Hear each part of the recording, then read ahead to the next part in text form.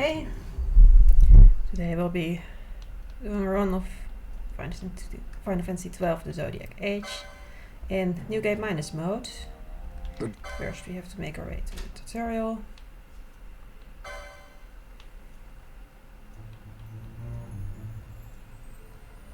So here essentially starts the tutorial about how to talk to people and interact with objects.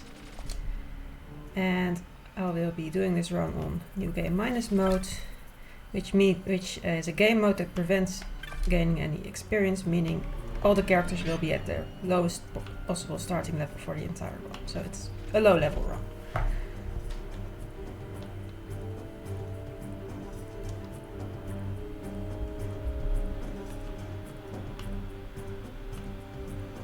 So now there's a little bit of explanation about combat.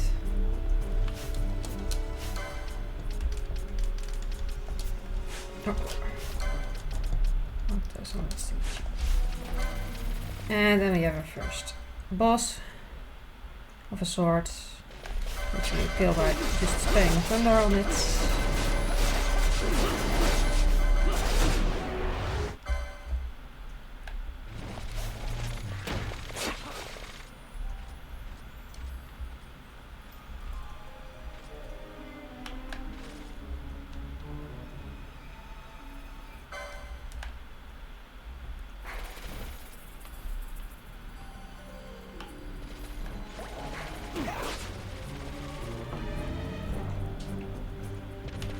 Small explanation about save crystals, which also whenever we touch them fully heal us, which we don't need right now.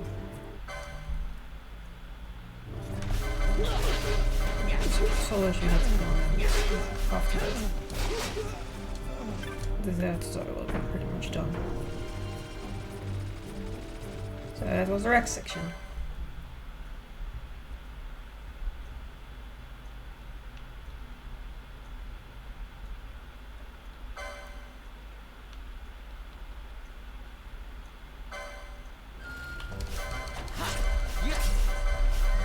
Now we get to play as one of our actual party members.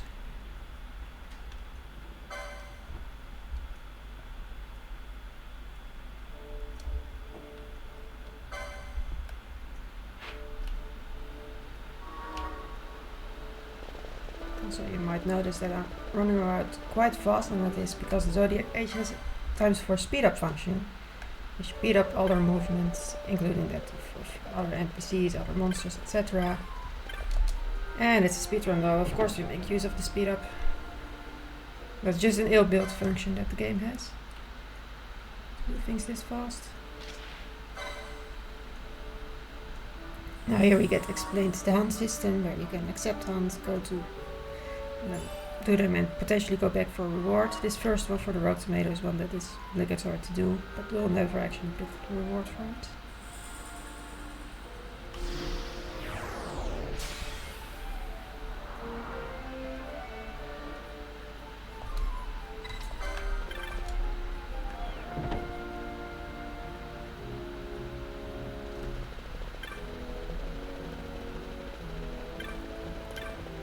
Just make our way to where the Rogue Tomato is. And these initial bits of them are still straightforward in the sense that mostly we'll just be attacking for damage. Although for the Rogue Tomato I do want to see if I can run around the wolves and not get them. I do have a wolf behind me now, that's a bit annoying in terms of damage.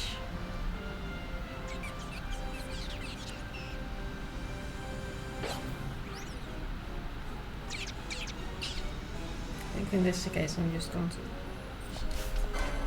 a potion for safety because I have one of the wolves attacking me. And that was the Rogue Tomato.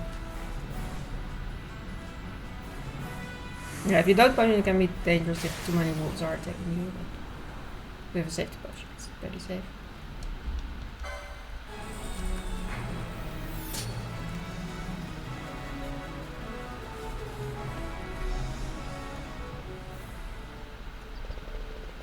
Okay, we go back into town.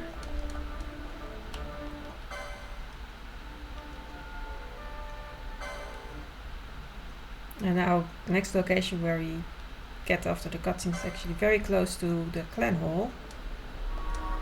There's these clans that you can do extra hunts and such. We don't do the extra hunts, but we do want to become a member because the clan also has its own shop, the clan provisioner, and I do want to buy some stuff from that exclusive shop later on. And because it's members only, we get a membership now. Now we're in the neighborhood anyway. So talk to him. Now we are a member.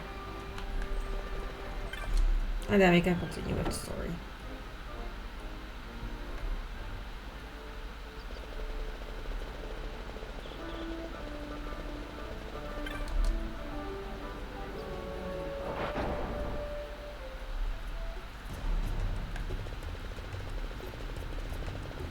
So Van actually has the plan that he wants to break into the palace and steal back stuff from the Imperials that, like, Urbanos is under Imperial occupation and he wants to steal back some stuff from the Imperials, and then he wants to break into the palace to do that. And he vows to ask Old Dallin here for some help. And Old Dallin then requires him to get a sunstone. So we're sent over to the Giza Plains to get a sunstone.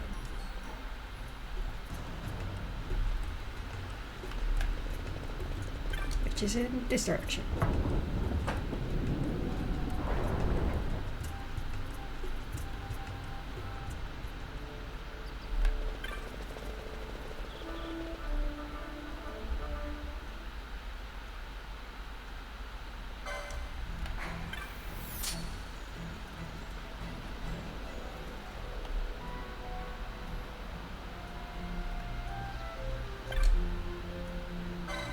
For the discipline, we actually get joined by Pinello, our second party member.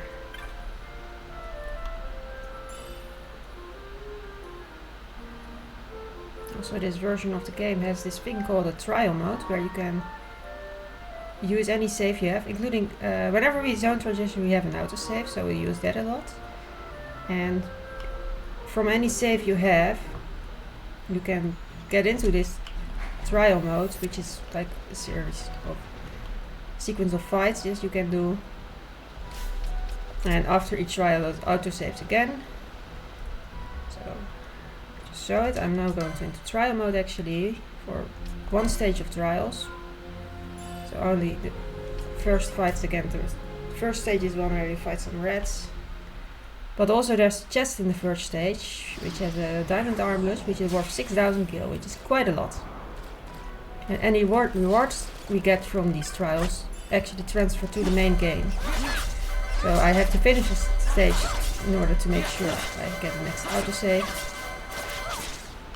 So now I've finished the first stage, autosaves, and now I can go back into the main game and I have that diamond armlet that's worth quite some money, also in the main game.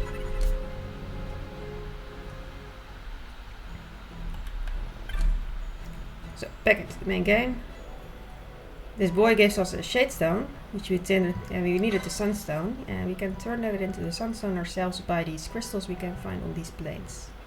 And each crystal gives a random percentage between 25% and 55%. So that means that in the worst case we need all 4 crystals, and in the best case we need only 2. So we'll see how lucky we get. Here's the first one.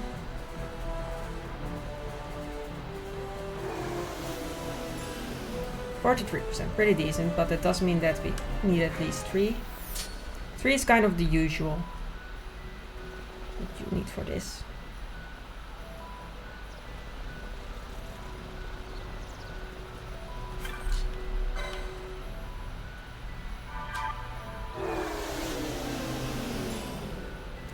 %, then we're now at guaranteed that the last one should be enough, so we have it requested.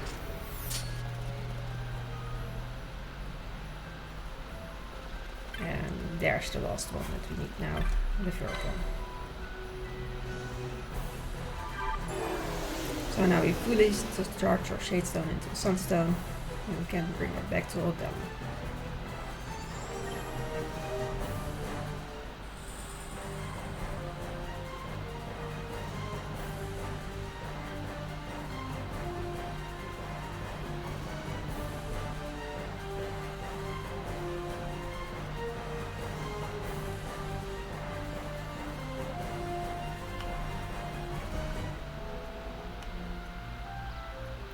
to this main village on the Giza Plains. Before we leave that, we also have to do a small shop where we sell this diamond armlets to get some gil and then use that money to buy some stuff. And most importantly, we will buy the spell Dark, which is a good way of doing some damage in the early game. So, sell this diamond armlet for 6,000 gil, buy Dark, also buy a few more potions, so enough to heal ourselves. And also we buy bullets, which will be useful much later on in the game, because we'll use guns later on in the game, and guns require having bullets. So I might as well buy some cheap ones here, already for that. But for now the more important thing is that we have the spell Dark, which is just, it's the spell that can deal damage to multiple enemies, and it just gives us some better damage. Okay, we're back to Dallin. Now that we have the Sunstone, and he's helping us find a way into the palace. Basically telling us he gives us the Crescent Stone, which will be useful for opening up a secret passageway. But first we have to go through the sewers to get into the palace.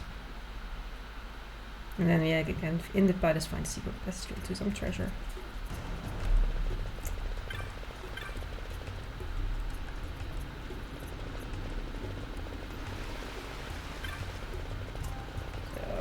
Here's the entrance to the sewers.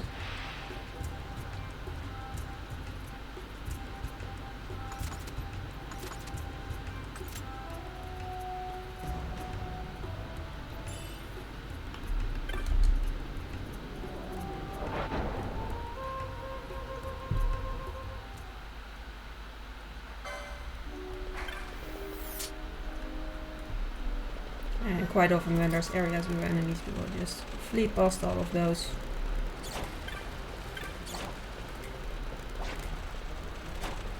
I just want to make it into the palace alive.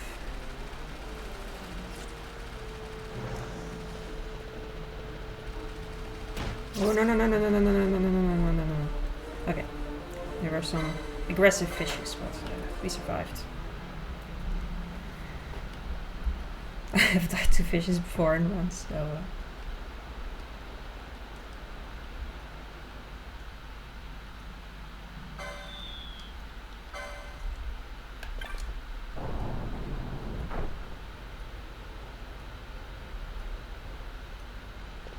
let's pick up some handy elixir here.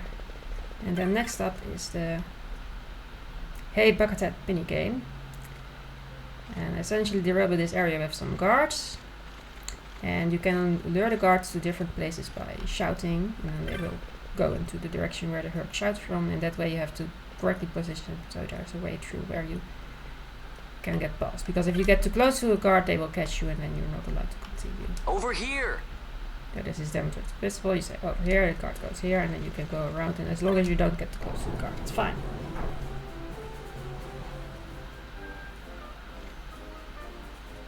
And then there's this area, and there's all these subgroups of guards. You cannot get past crossroads with guards on them, so you have to lure them to a different place so you can get a path through. Oh, we go here. Over here! We're a group. Hey Buckethead! Hey Buckethead! Over here! And now this should help us find the way through. Hi Nikki! Yes, we did get a Hey Buckethead. Thank you for the good luck.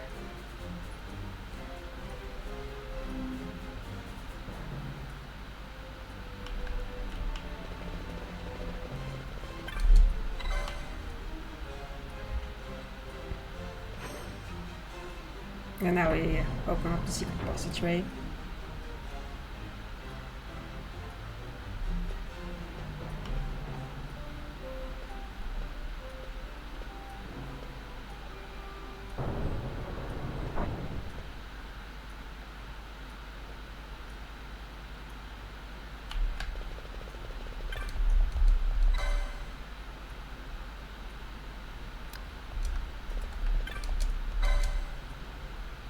Yeah, open up a suspicious wall.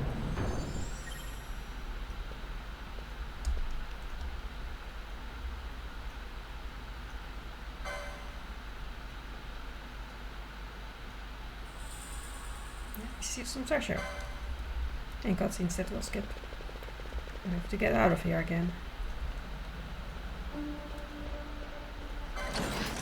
And now we actually get joined by 2 more party members, Buffy and Fran. And lovely characters. And then Buffy starts explaining about the Gambit system, which is essentially a system by which we can program our characters. And the way it works, you give them these different rules. Each rule has a target and a thing you do that to the target. And then it checks from top to bottom if the target, such a target is present. If it is, it does that rule, and if it isn't such a target present, it goes to the next line. So that's pretty neat. We can program our characters to do what we want.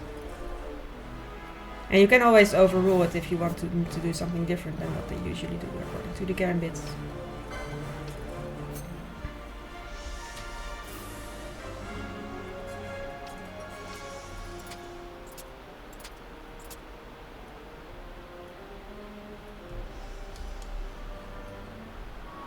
Okay, so now they're available. Actually, let's set up some Gambits.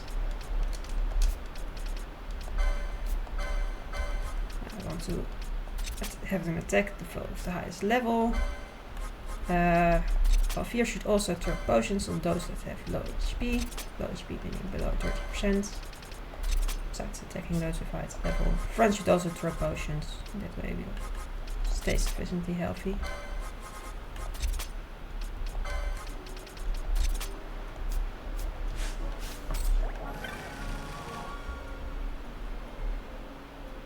And now I will actually kill a few of these smaller enemies on the way, and the reason is that we don't get any experience due to being new game minus, but we do get license points from these enemies to activate abilities on the license board system that this game has, which we'll also see a bit of shortly.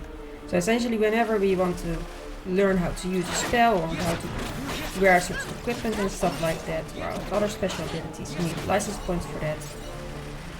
Which we get a few of from killing enemies, even though we don't get experience from them. So we will still stay low level.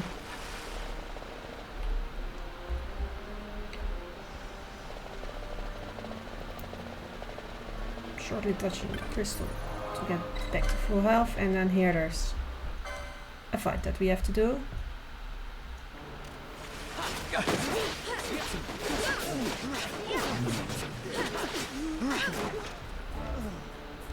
And after this fight we'll get the guest party member Amalia, which is actually the character Ash that will join later on, but right now she's merely a guest.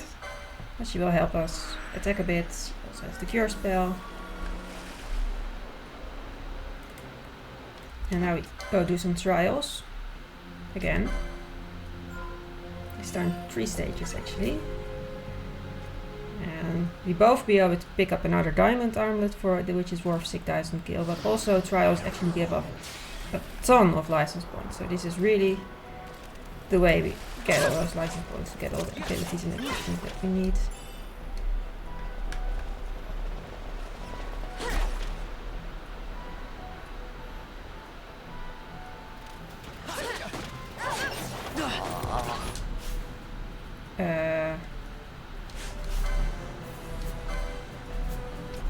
Let's actually revive from.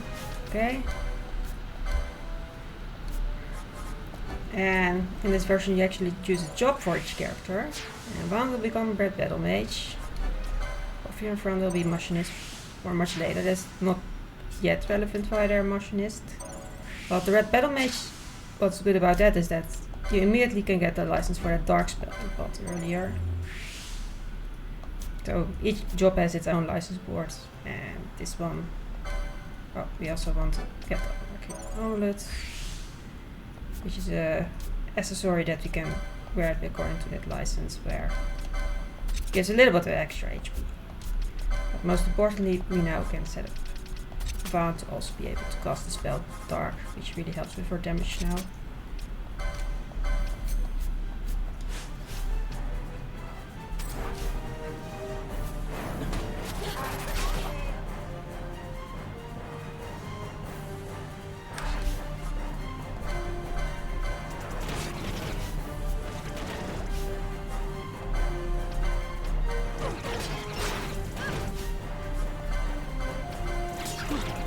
to make sure Van is alive because he needs quite a bit of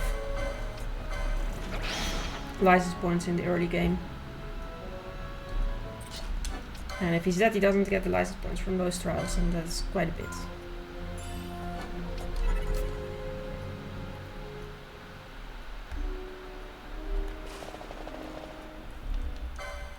Okay, now we actually get to see a bit more of some dark again, which also was against the character of the trials. But now we're back in the main game. Our obligatory fight.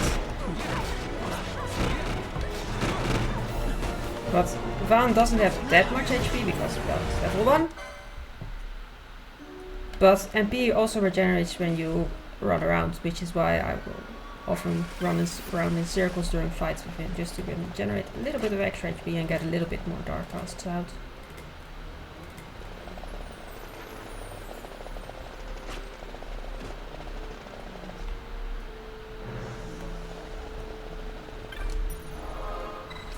Now we have our next boss fight coming up, the Fire Main. And Fire Main is a fire enemy, and fire deals less damage when you're in water, which is why we flee in the water. Oh, Fire Main gets a little bit easier to deal with.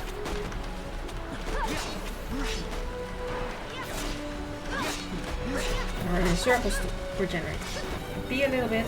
Fire Main also has this push fire attack, which is a cinematic attack. Dealing with as little of those as possible. Oh, I do want to revive Rush there. Amalia. Hi Zelda, thanks for the good luck.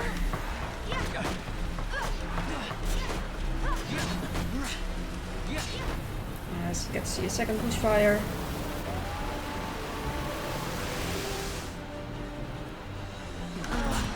Oh no!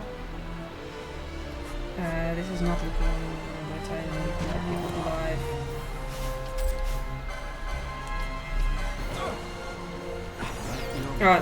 Oh no!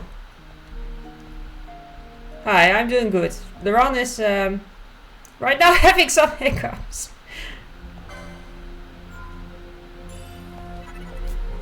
Fire Main can be quite dangerous. We're low level. No, you're not. You're not bringing bad luck. Also, black cats don't bring bad luck. Black cats are good. They're cats. Okay, flee again into the water. Well, that happens.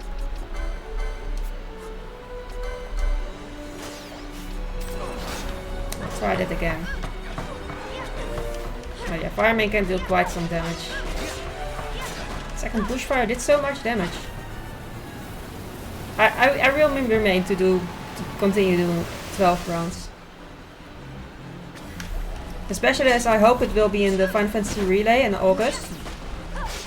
And I think it's quite likely that I chase NG minus for that. So I want to stay in shape until that happens.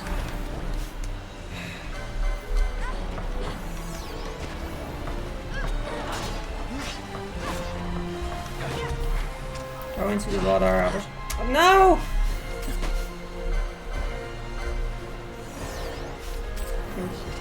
This fight is really being difficult today. Come on, finish off the bushfire, the Fire Main. Finally. Well, a bit of a time loss. But yeah, I won't have a lot of reset time today, I feel. So we'll just go with this. At least there's always autosave. I love that this game has autosave. So if something goes wrong, you load the last autosave and it's still somewhat fine. It's just a time loss. But the autosave really helps make the run very marathon safe. Which is how I like to run.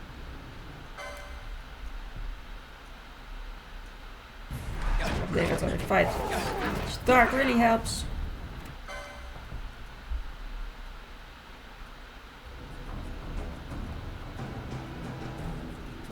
Now it's found Balfir and friend captured in the dungeon and we have to escape from this dungeon. And putting battle speed to slow. There's actually a battle speed which affects both your own characters and monsters.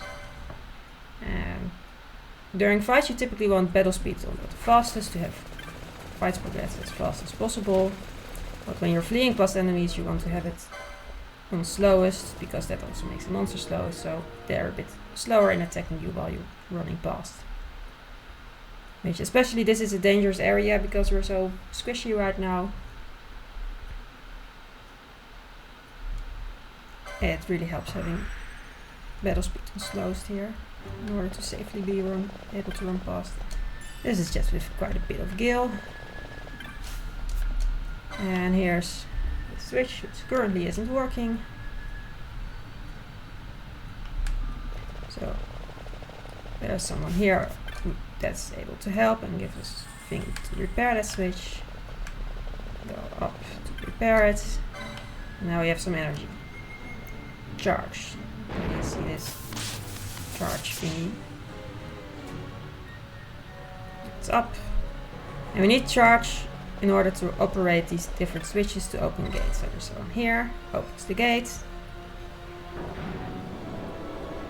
And in this next area there will be these mimics, and mimics will be munching on the charge. So the charge will slowly go down, and whenever we kill mimics it will go up again. And we'll mostly be run through, but at some point we need to kill one of the mimics in order to have enough charge to open up a gate that we need to make it out of here.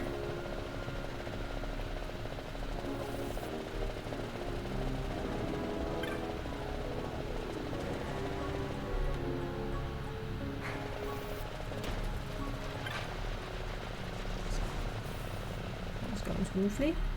Not a lot of damage. And here's the one that we want to kill to get enough charge for our next switch. And then we run to the next switch. Right here. I'm allowed to actually do the switch.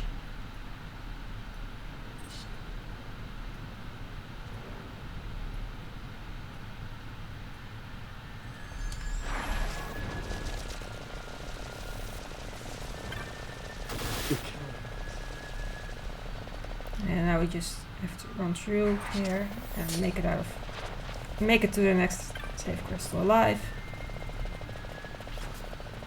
which is over here. And a bunch of cutscenes, and then we can touch the crystal and we're back to health, full health again.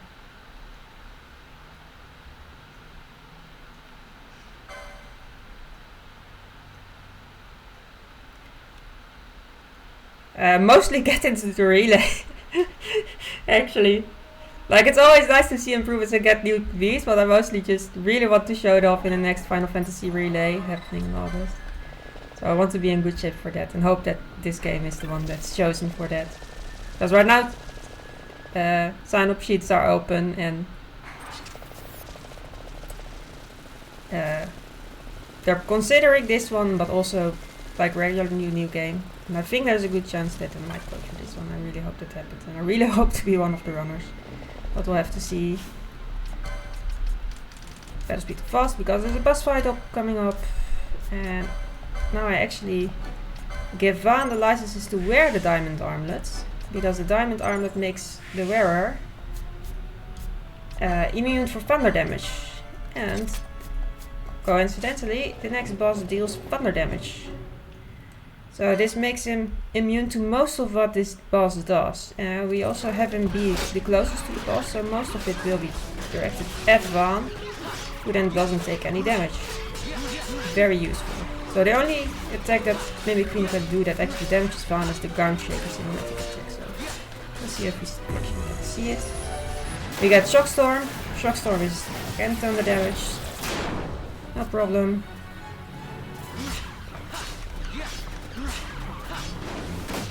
This is the Ground Shaker, this does damage, so now I need to make sure Vaan is close enough that one of the others is so kind as to throw a potion on him. And that was Mimic Queen. Cool, nice. I think that split that well.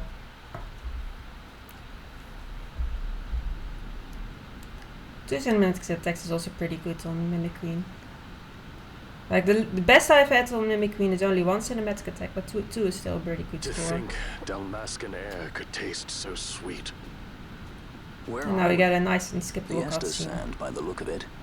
Let's back to It's the most Ravenasta before we significant shrivel unskippable up. cutscene. By your Like leave, there's some Captain. very tiny Yes, unskippable cutscenes, the hour but of my this is return is already over late.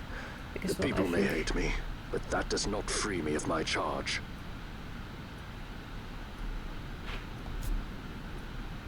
Okay, so let's back to Ravenasta. So we'll actually go to the teleport crystal in Nalbina, which is the fastest way to make our... I think it's the fastest way to make our way back to Ravenasta, but also it has the advantage that we will have the teleport location available already. Because later on we also want to actually teleport to this location. So this brownish, orangish crystals, those are the ones you can use for teleporting. But you have to have touched them before you are allowed to use it in the future to teleport towards it. So now we have the Nalbina teleport location as well.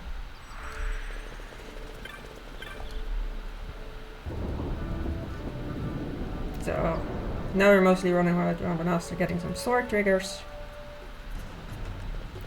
We visit Old Dallin again.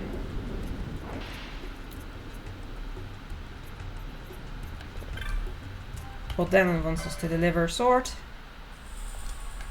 So I'll just do that.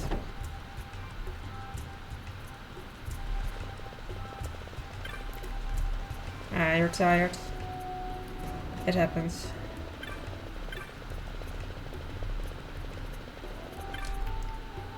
We'll deliver our swords.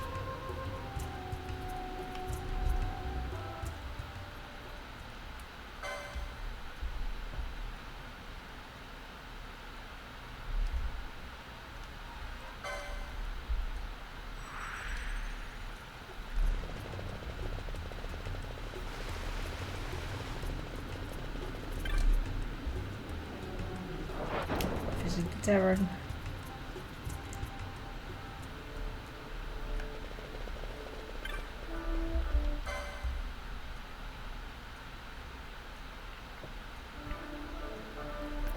And in the tavern we figure out that Penelo has been kidnapped and taken towards Bergerba. So our next quest is going to be go to Bergerba and rescue Penelo. But before they do that, we actually take on another hunt. An optional one. And the reason is that your hunts give you clan points. So we don't even pick up the rewards for this hunt, we just do the hunt, and then once we have completed the hunt we essentially get a higher ranking in the clan of sorts, more recognition in the clan, and that affects what we're allowed to buy at the clan provisioner. So to be able to buy the stuff that we want from the provisioner, we have to make sure our high rank is high enough, we have enough clan points. And that's why we take this hunt, which is not really far out of the way. It's pretty simple to do.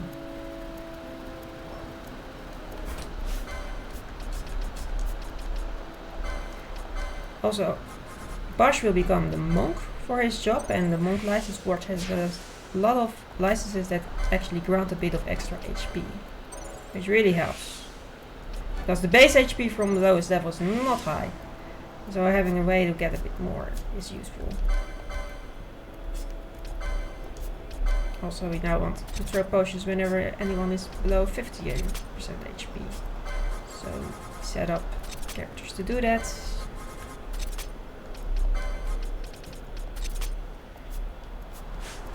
We kill this enemy from the hunt. Textera vanquished.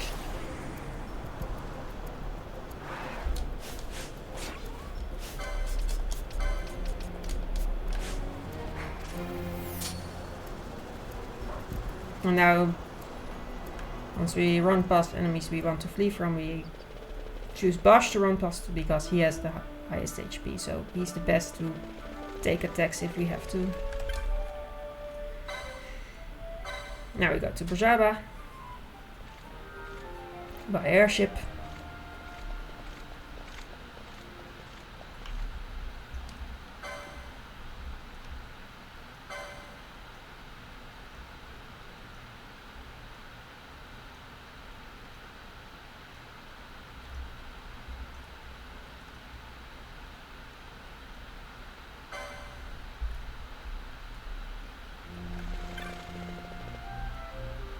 in Bergerac we actually get joined by a guest that for now introduces himself as L'amour.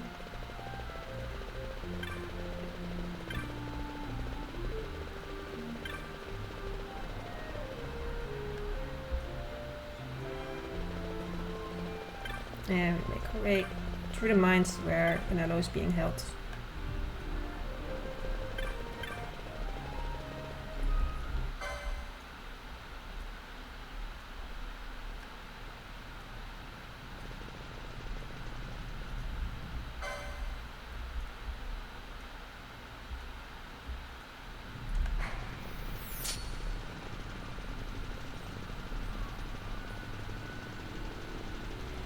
So here we just want to flee past the enemies, make our way to where Canelo is, and then flee out again.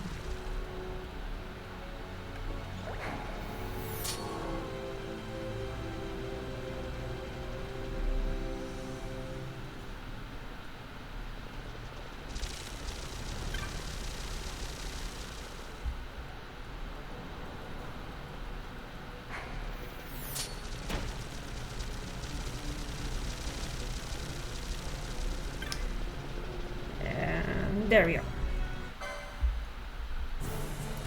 Hey, And Canelo is wait up. actually already then. We'll not be able to take them Loose, all. so Fight who we must, leave the she's rest. no longer captive, but we do find out that it was a trap with these people going after us now. So now we have to flee out again.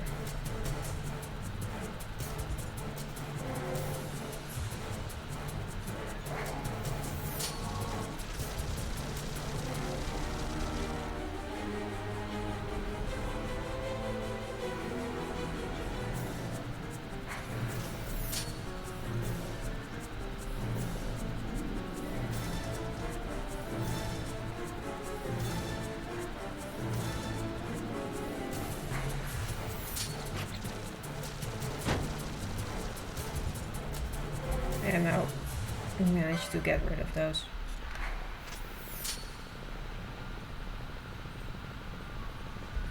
I have a small bit to flee out again.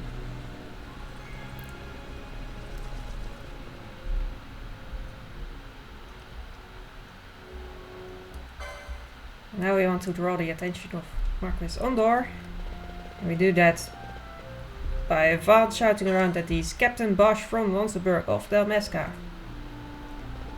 So we get some authority with that. Let's see if we can do it in 2 shouts.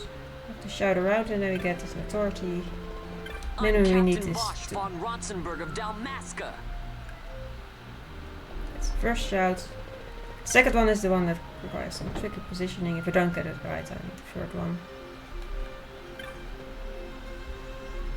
I'm Captain Bosch von Rotzenburg of Dalmasca. I'm Captain Bosch from Wanselburg of Dalmasca.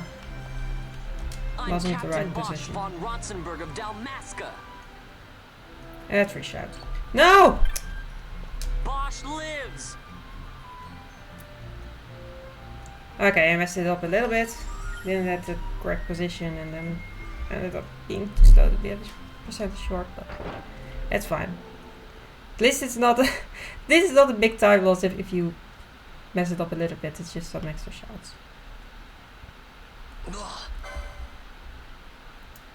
The 4th shout is a bit much. It's fine.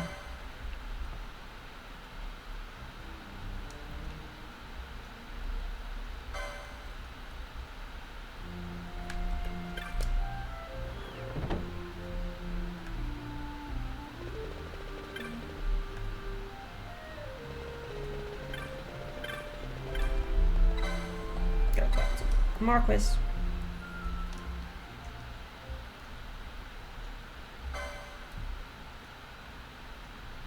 Now we actually get taken to the Leviathan, where we will try to find Princess Ash and get her, on our party.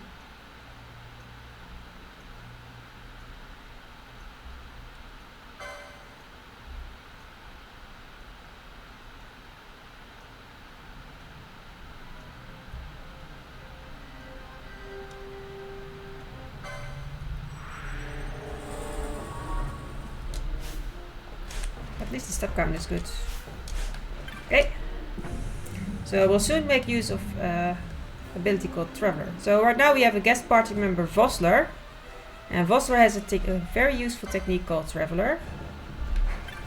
And Traveler deals damage based on the amount of steps that you've taken. And right now it's based on the amount of steps since the beginning of the game. But it resets every 1000 steps. And it also resets whenever you use Traveler. So right now it only resets every 1000 steps. So what I need to do is, in the menu you can see your step count in the bottom right. And I saw that I need to keep track of the last 3 days because it resets every 3000 steps. And then the higher those last 3 days, the more damage I will do.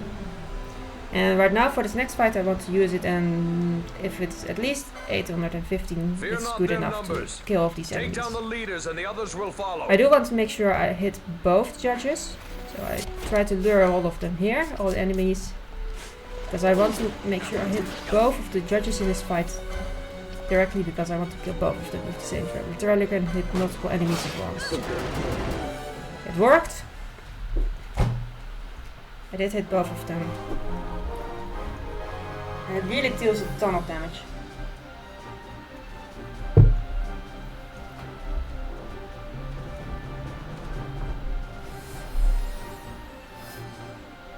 And the best damage from Traveler you actually get if you are between 990 and 999 steps since the last reset. And now that we actually have used Traveler, and in future uses of Traveler, we need to make sure we know what the last time was that we cast it and make use of that. Okay, now we get Ash. Have her in the party as well, and we do a little bit of shopping. With this Moogle right here. And most important thing we buy is a little bit of armor pieces, which Ash will be wearing soon. Also buy a protect spell and 2 golden needles for safety in case we get petrified, which is unlikely to happen actually, but it's for safety. Okay, and now we do some licensing for Ash. Ash will get the Bushy job, which for now gives her access to some licenses that give her a bit more HP.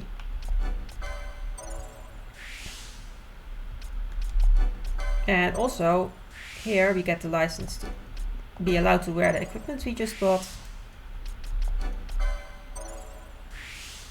I am a bit low on license points, it looks. We equip these new equipment on Ash. And also change gambits a little bit.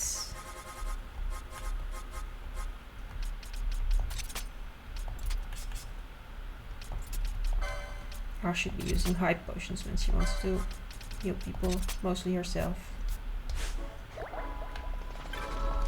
So Ash by far has the highest HP of our characters due to these extra licenses, which is why she's now our main character that has to suck up damage.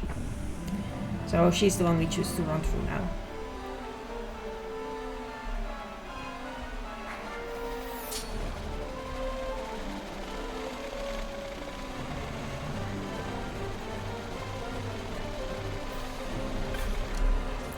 And here we have to pick up 2 chests. They both have a reflector mode, which cast reflects on all your party members. Which one of them will be used in the very next boss fight. And the reason is for next boss fight we use the strategy of casting reflects on ourselves, and then also have Vaan cast dark on our own party members. And because we have reflect, that will all reflect back to the boss.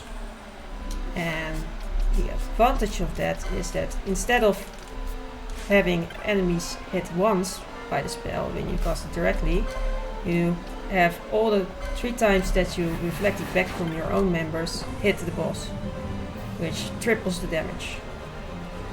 You hit the boss 3 times from all the 3 reflects rather than once.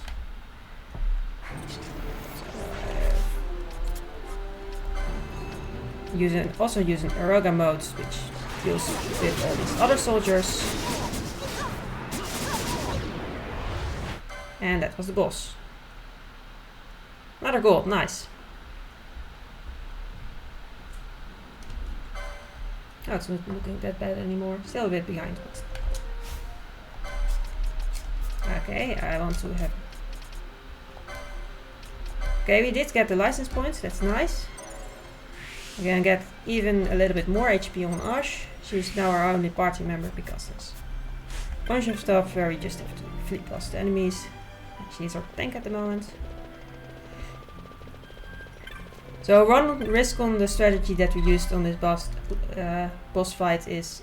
well, one of the dangers is that this boss fight that we just did, he can actually cast arrow and that will reflect back to himself. And if he dies by his own arrow spell, then you don't get the license points from that fight because that you didn't kill him, he killed himself. And luckily that didn't happen when he actually had the license points. Well, it's not, if you do end up missing the license point, it just means that you have a few licenses that you get a little bit later than usual. So it's still not too difficult to deal with, but I rather have them now. So now in this section when we have to run through the desert, I already have a bit of extra HP on Ash. Makes it a little bit nicer and safer.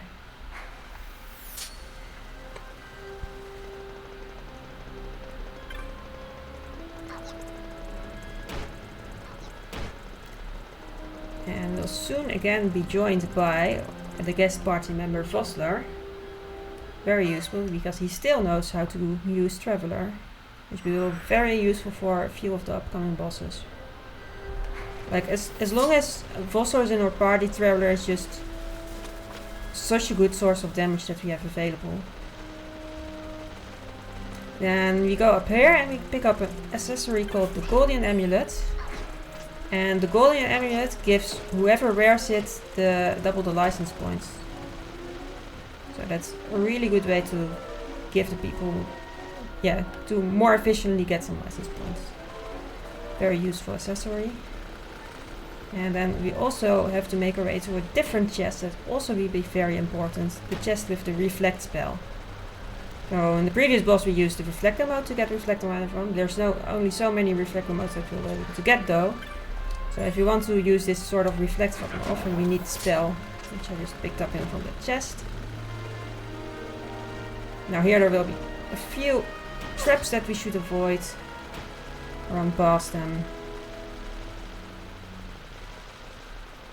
And run our way through this area. Can be a bit of a maze, this area. Like I know the route by heart, but this is something that the new learner has to get used to of what the route is.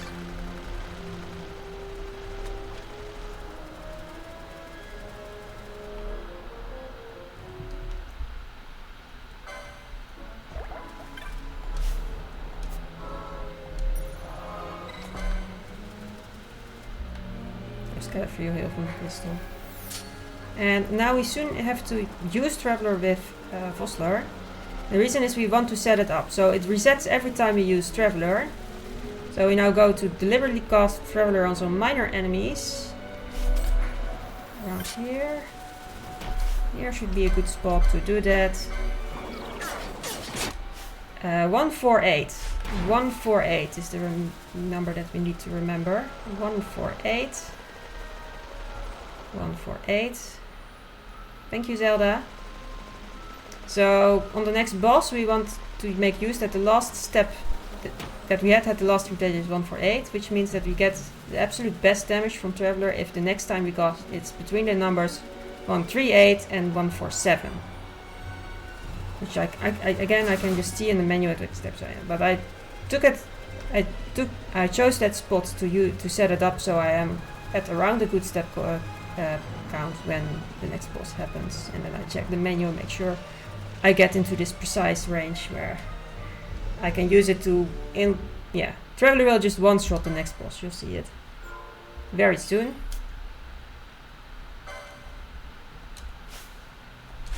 Yes, that's about good. Here we'll trigger the boss.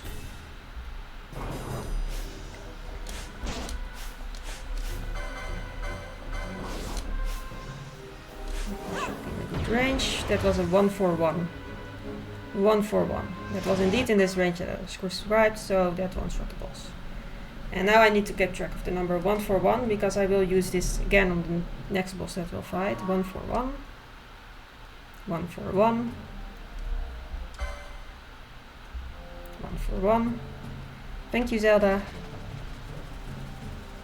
And I will be running around 3 laps with Ash because around 3 laps will make sure that we're around the right step count for the next boss. It's fine, Zelda. Worst case, I just have to memorize it myself. I've done that before, I can do that as well. Okay, 3rd lap. Yeah, I guess the tiredness makes you respond a bit slower, that can happen. Your help is still appreciated.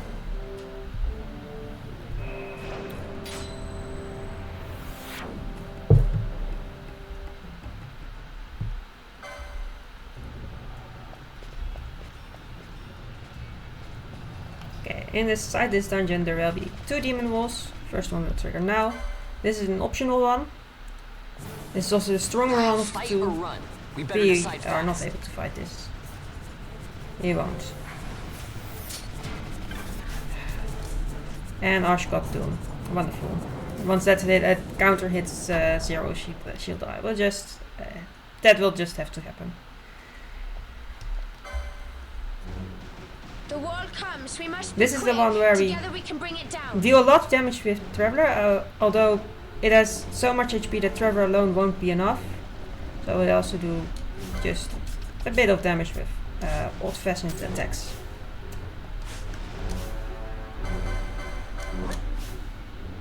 Yes, correct range.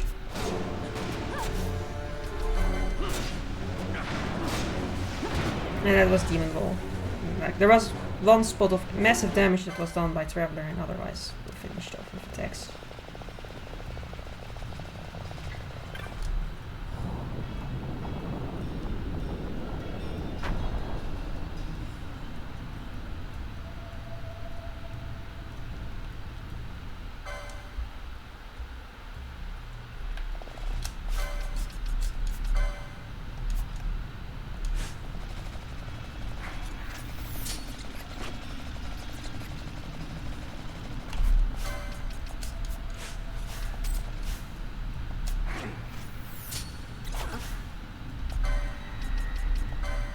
Yeah, that's had to happen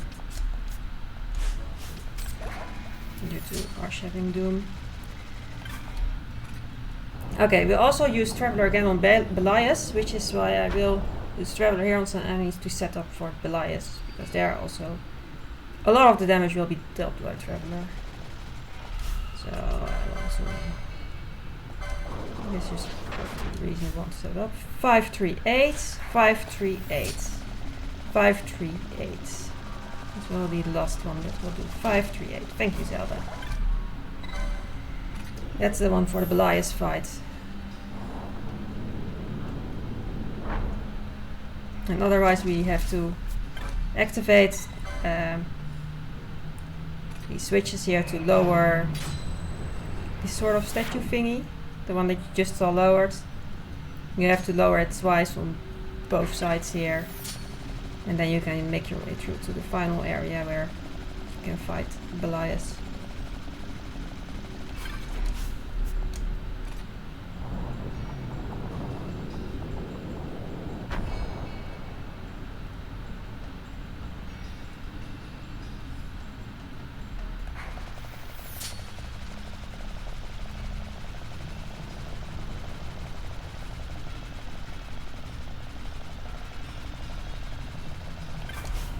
So here's the other pedestal. Second one. And now it fully lowers and we can go through.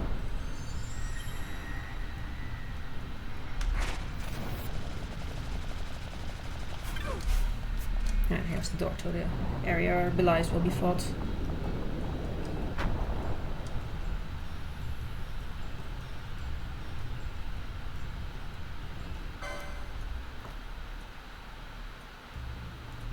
Also, Traveler will not be enough to kill Belias, so we have to deal enough damage in advance so we can finish off with Traveler, because once Belias gets low HP it starts doing scary stuff. We don't want the scary stuff, so we want to have Traveler be the finishing move. And until we are at that point where we have dealt enough damage, we need to stay alive. And right now, Ash is our tank, so she needs to make sure that attention is on her. Hi Reese! Good morning to you as well. It's actually afternoon here, but good morning to you. Start with shock mode. And then I throw Phoenix Downs on herself. Even though there's no one to revive, I will throw Phoenix Downs. This will... that's because essentially Belias just doesn't like people who throw Phoenix Downs. It causes Belias to feel enmity towards Ash. And this makes Ash our primary target of these attacks. And she's our tank, so that's good. She's the one that's capable of surviving it a bit. So I need to make sure I'm at the right Traveler range. Have I done enough damage already? A little bit more.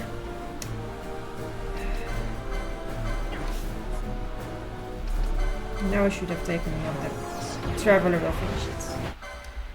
And then we finish with Traveler. Ahead, wonderful. I guess this was a poor split in PB. I think I had to do extra trials here because I was short on license points. And Belias gives us 2 rewards. We get Belias himself, but we also get access to a second job now. So now all characters are allowed to have 2 license boards from the 2 different jobs. So on the first job that you have this extra license you can activate. That allows you to get a second job. Now we choose jobs for Penelo. Penelo will be Black Mage / Bushy. She will be a offensive spellcaster essentially. But one advantage of having 2 boards is that you can sort of jump around the license board, because once you activate the license it's active on both boards. So I just got these extra gambit slots for Penelo. Now I get this one that gives her a second board. She gets Bushy as a second board. Now those gambit slot licenses are also active on the second board over here. And now I can also activate the ones that are adjacent there, and that makes me get the license to have her wear the golden amulet. But that way I can move over the license board much more efficiently than if I only had 1 license board, because I can really make use of this. It's activated on both license boards thing. And I equip Penelo with the golden amulet, which doubles her license point she gets from any future fights. That includes fights where she isn't present for. That includes the next boss fight. It's important that I equip it here. So Penelo starts getting those extra license points.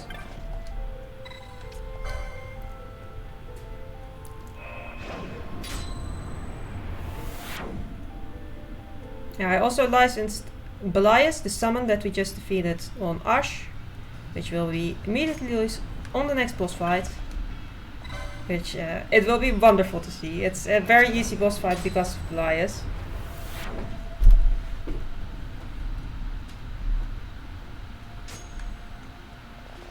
We use Vossler to defeat Belias, and now Vossler will be twice, and we have to fight Vossler, and we now use Belias to defeat Vossler.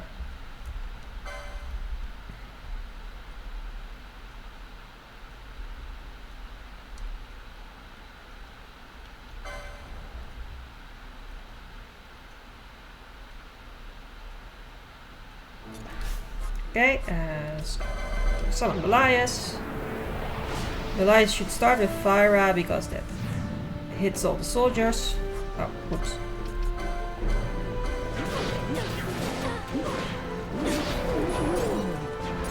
That's the soldiers. And now it's just Belias and Vossler dueling. And Vossler's attention will be fully on Belias, and he will try as hard to damage him, and he will continue to do 0 damage. Yes, indeed, green splits, we're ahead. It's wonderful. So Vossler really doesn't stand a chance in this duel. We can just watch the fight unfold.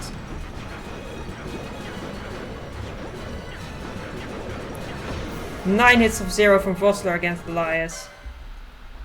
Wonderful. He's trying. That was a Vossler fight.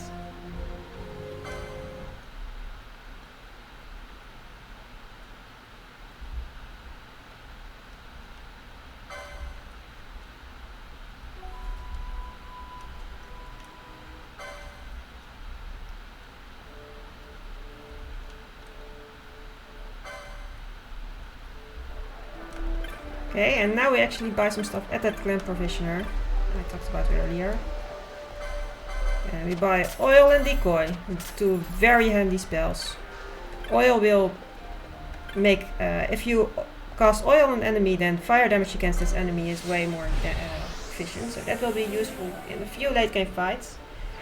The real big deal here is also decoy. And I'll talk about it later.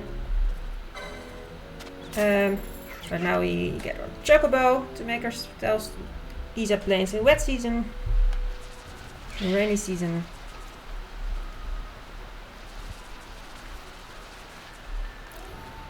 Quack!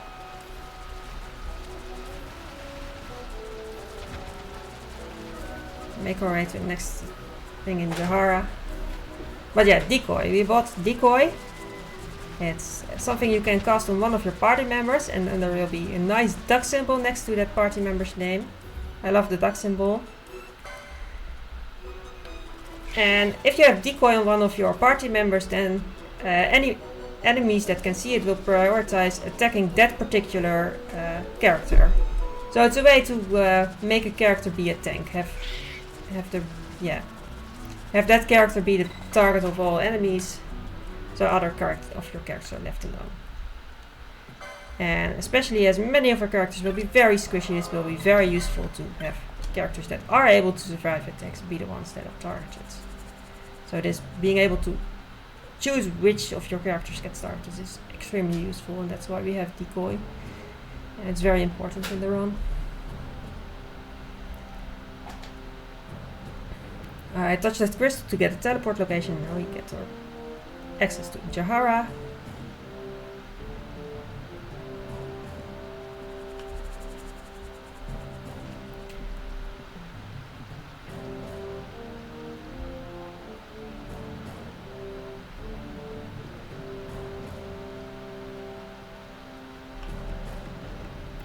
That would actually be useful, because right now when it is about to run out we need to request decoy manually, because like characters will only, if you use gambits, then the characters will only reapply it after it has run out, which means that there's this slight time where your characters are in danger. So whenever there's fight that take long enough that we need 2 decoy casts, I need to reapply it manually. So that indeed would have been a nice gambit to have.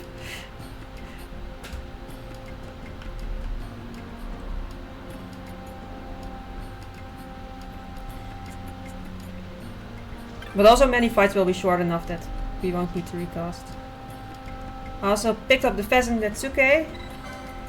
That will be because the way we heal in this run is potions and high potions and X potions and whatnot. It's always potions. And Pheasant Netsuke helps, is an accessory that makes that a bit more efficient.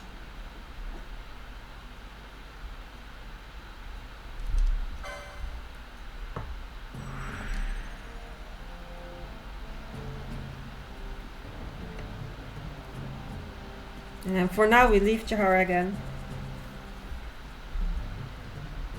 And make our way to the next destination, again on Chocobo.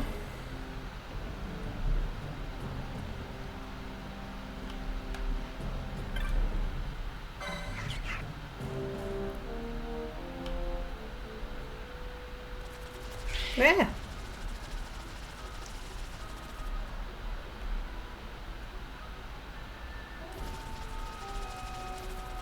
Make our way to Arrive Village.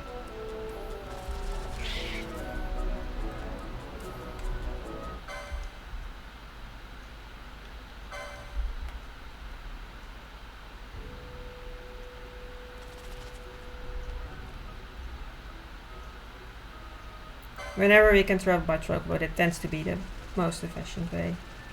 But that's what we'll do.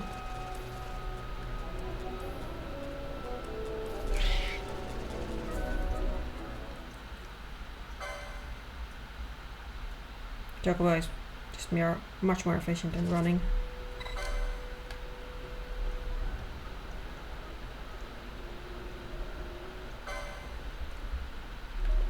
And then when we're in the right village, which is where Fran comes from. It's where the Vieira live.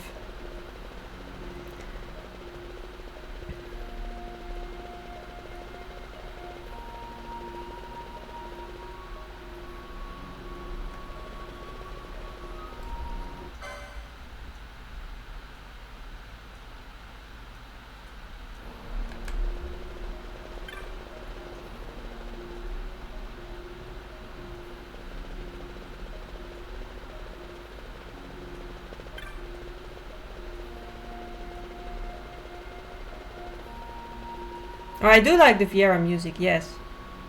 It's a good OST.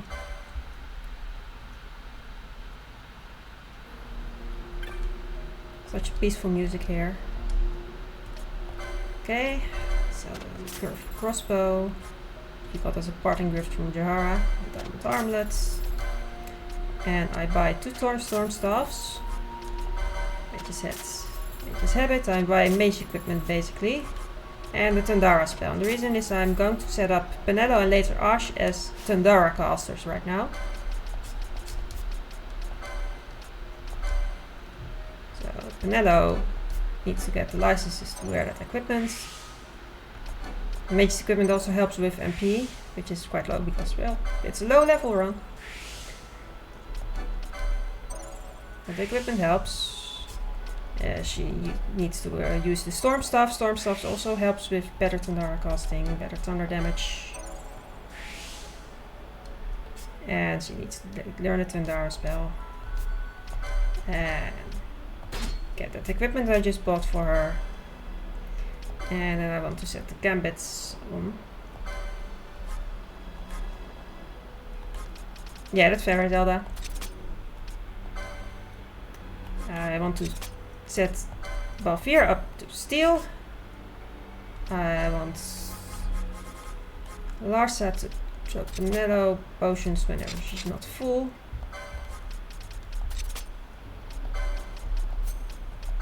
Also throw Phoenix down and Phoenix down. And Penelo should be casting Tandara, that's her thing.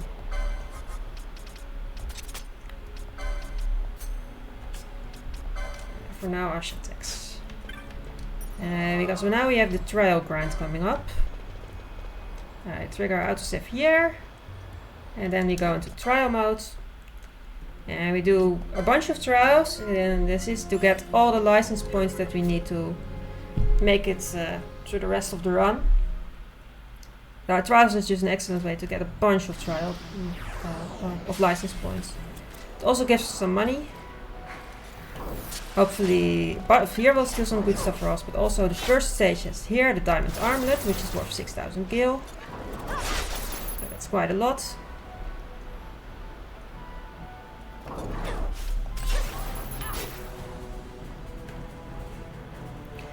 And the first stage I run onto the back here, where there's an extra enemy, which also gives a lot of license points, so I also want to always kill that one. And with this Tandara setup, these trials go over pretty quickly, so it's a very efficient way to use spells, use Tandara to grant a bit of these trials. Also, I want to improve Penelo. Now she already got a bit of extra license points. Improve her a bit as a mage. She gets War Mage, which gives her back some MP when she deals damage. Headsman gives back some HP if she defeats an enemy. And then there's some magic lures, which simply increases her magic damage a bit, essentially. So this makes her a bit of a better mage. But also these licenses that allow for MP regeneration when she deals damage or defeat enemies is very useful in making sure she has enough MP for these licenses. So that was the first stage, or the first set of 6 trial stages.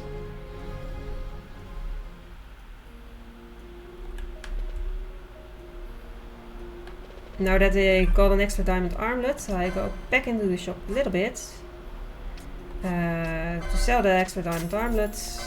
And now I also have enough gil to buy equipment to soon start up setting Ash as our second mage as well.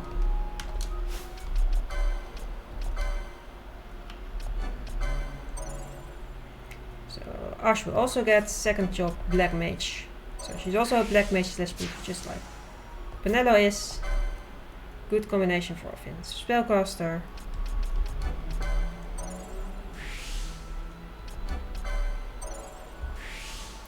And now I do the same trick again. Now that I can activate these licenses here. So she now is able to wear the golden amulet, which is currently on Penelo, so I need to remove it there and then get it on Ash. And now Ash is the one that gets double license points. And this will allow us to quickly get the licenses that she needs to also be a good spellcaster.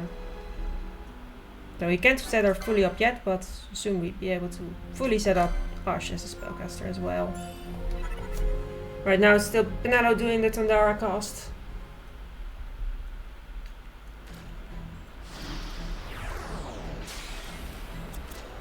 Okay, second set of trials of the trial grinds. Pick up diamond armlets. Diamond armlet is worth lots of money.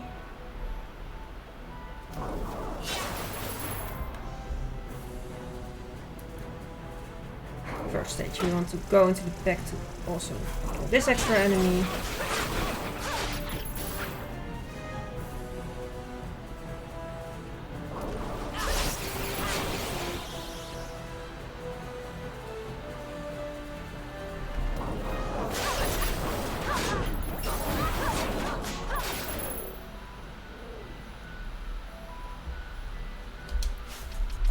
Okay, and now I should actually have enough licenses to have her set up as a mage as well, so get the equipment to wear the armor, the mage's hat and mage's habit. License to be able to use the storm staff, the license for Tandara itself.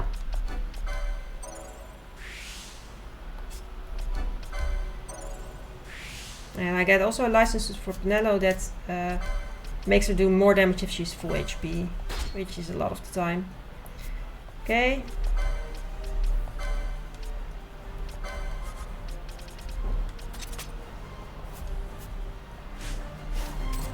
You're hungry? Well then, I guess we should probably eat something. Okay, now we have 2 spellcasters. Now we can actually do also stage 7 for a bunch of extra license points there. And we're good enough for that as well. So we're doing now, each time we do trials, the first 7 stages.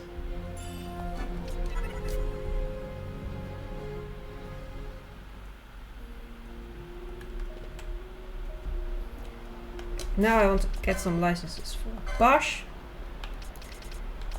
The reason is that he's going to be our tank. And he's going to need a lot of license points to be properly functioning as a tank. Which is why I now want to give him the license to use the golden amulet to double his license points from all these trials that we are doing, that we're grinding.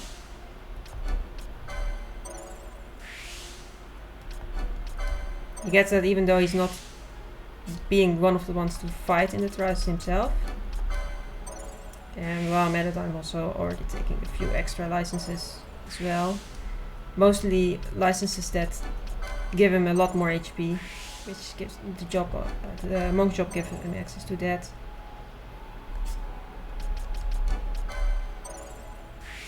And I make Ash a little bit better as a mage as well, to also give these licenses that give her back some MP if she deals damage to enemies or defeats enemies. But yeah, now I can actually move the golden amulet to Bosch, so he will have enough from these next set of tries, get enough license points to do his job properly as a tank. Okay, and now we do 4 more sets of these trials, so it's a bit of a grind. It's not my favorite part of the run, but it has to be done.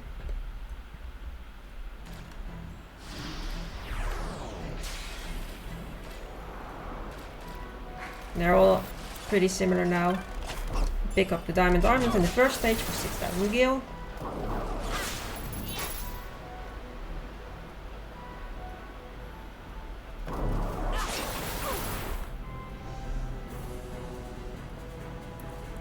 In the first stage we want to go to the back for this extra enemy that also gives a lot of license points.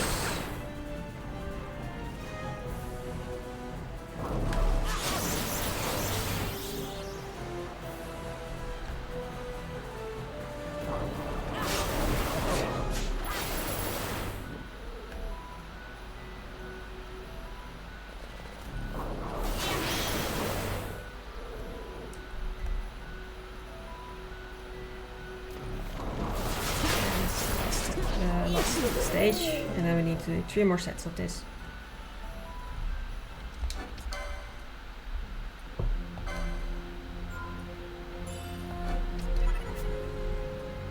It's pretty interesting that New Game Minus runs aren't even that much more slower than regular New Game runs. Regular 80% runs. Like it loses maybe 10 to 15 minutes or so, I think. Which is not that long. And like even regular New Game does these trials and also does 6 sets of them just as we do. Like they do it slightly differently, but also 6 sets of these first 7 stage trials essentially. A bit less in the first. Well, it kind of goes to show that leveling up is actually not that important as you might think. It's actually like a lot of the progress comes from better equipment, having better licenses, etc. And we're still allowed to use the license board. It's simply only that we didn't allow to level up and we still be able to do quite a bit of damage. Hi Shane, thank you for the good luck. Nice to see you.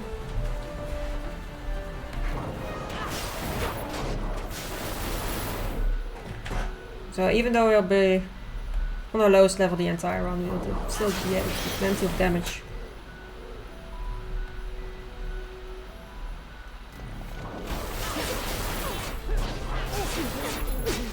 Okay. 2 more to go. 2 more sets of trials and then we're done.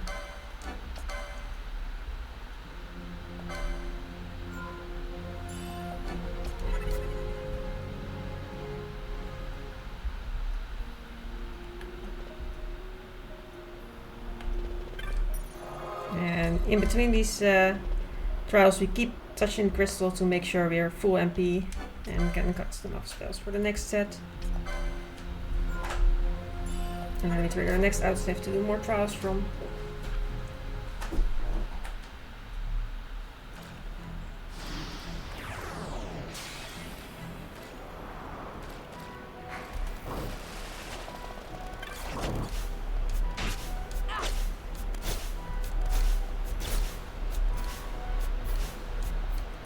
Yep, let me open the chest please. I want my diamond armlet. Missing out on 6,000 gil would be quite a lot.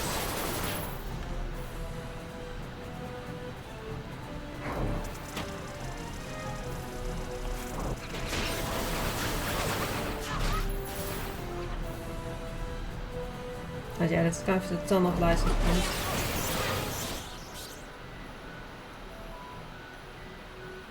But yeah, this is a run in which we can't level up. We don't get experience due to the New Game Minus game mode. Which means Van is level 1 for the entire run, while Tia and Fran are level 2 for the entire run, and Ash, Penelo and Bosch are level 3 for the entire run.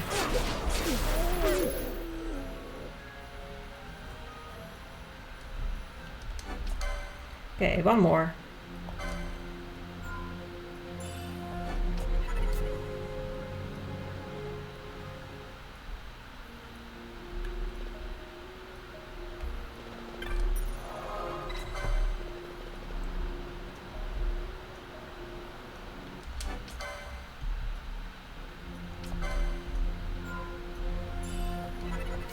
This is the last time we go into trial mode for the entire run. It's just really that we now do this grind to get these license points and then the license points are that you get from bosses should be from other outfights should be enough to cover everything.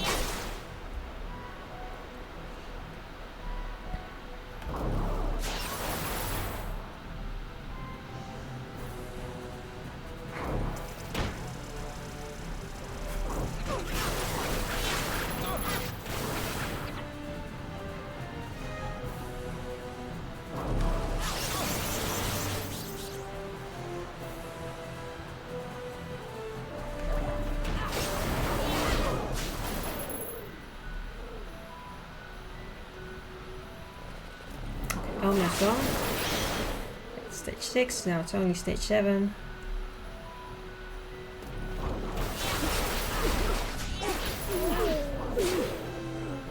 Those were our trials.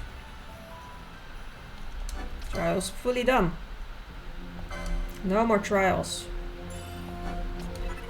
Just main game now.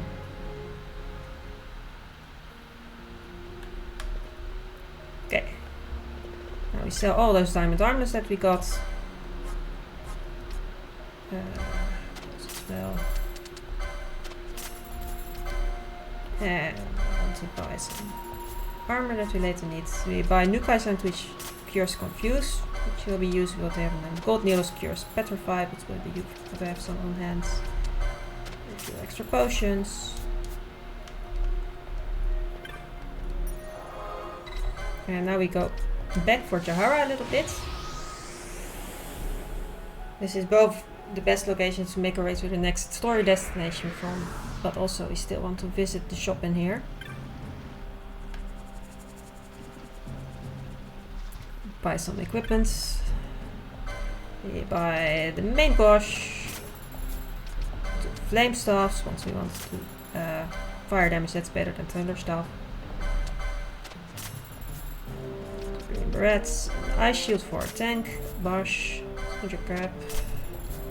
And also we want to have some high potions on hand. Quite a bit of high potions actually. That will be a good way to do some healing. And now we want to spend all those licenses what we got from all those trials. And Vaan's job is to cast Reflect on people. He gets a few licenses for equipment that slightly raises his MP, so he's enough MP to cast Reflect on everyone when we want to. But yeah, he will be taught mainly the Reflect spell. He will be used before fight to cast Reflect on everyone, on the people that actually will do the fight. Balfir and Friend will be our late game gun users, so we'll use them in the late game, not quite yet. And we mostly get licenses for their equipment and the guns that they will use. And the big advantage of guns, so there's different weapon types in this game. And gun is the weapon type whose damage does not depend on the characters or enemies' levels. And not depending on the characters' levels is very useful when you have low level characters like in New Game Minus. So it kind of makes an ideal weapon for such a low level run.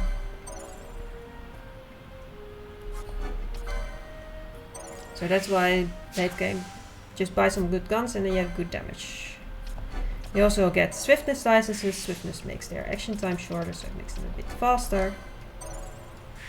So getting a few of those is good.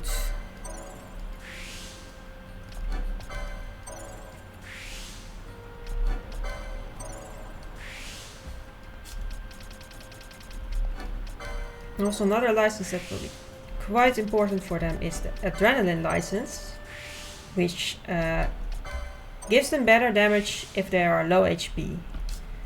And we will deliberately make sure they're low HP compared to their max HP, so that the adrenaline is in effect. And then once they're in adrenaline, they get this damage boost, which is a pretty significant damage boost.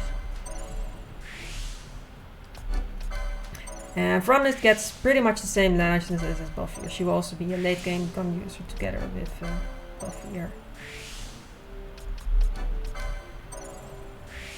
So licenses for the equipment that they will be using, the guns that they will be using.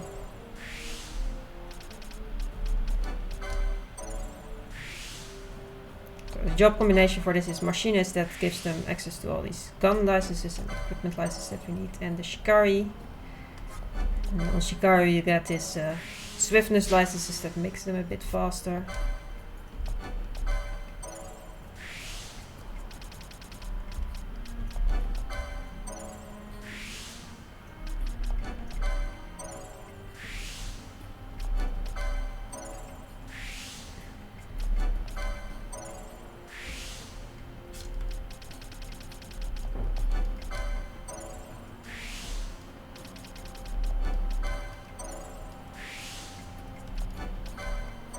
And she also gets this adrenaline license here. And then Bosch will be your tank. He has Monk and Shikari, and Monk gives him access to a bunch of extra HP licenses. So after this licensing, his HP will actually be quite high. He's still the level 2 character, but he will have around 2500 HP after this menu.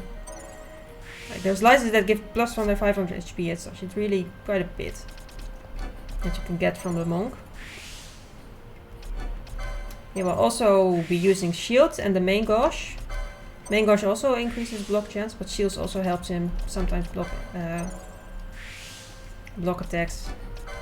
So he will be a very defensive character. So he'll mostly be the army shield. He want enemies to attack. And his actions that he will take, he mostly throw potions on himself to keep himself alive, which is why we also want to get some potion lore licenses that makes his potions a bit more efficient. So that's why I'm going down here for the potion lores. Like, he's just there to take damage and throw potions on himself, essentially. And Ash and Penelo were already set up a bit as mages, but we right now are improving them even more as mages. Get a bit more of those magic lore licenses that makes their magic a bit stronger.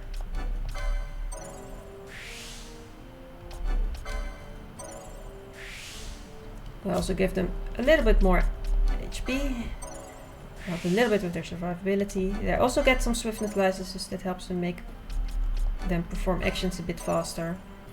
It's also useful for them. And they also get the spellbind licenses, which will have buffs cast on them last a bit longer, which is most notably going to be the reflect spell.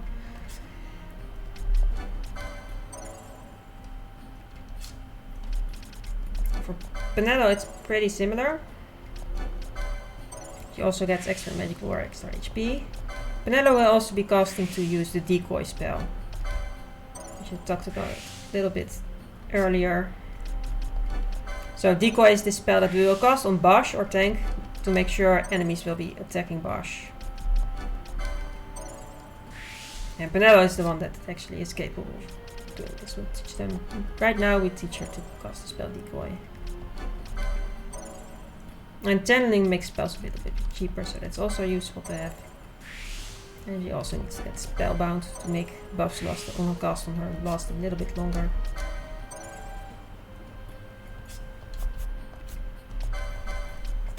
Okay, now actually equip this equipment that we bought and got licenses for, and then set up the gambits. So here, Vaan should be casting reflect on everyone.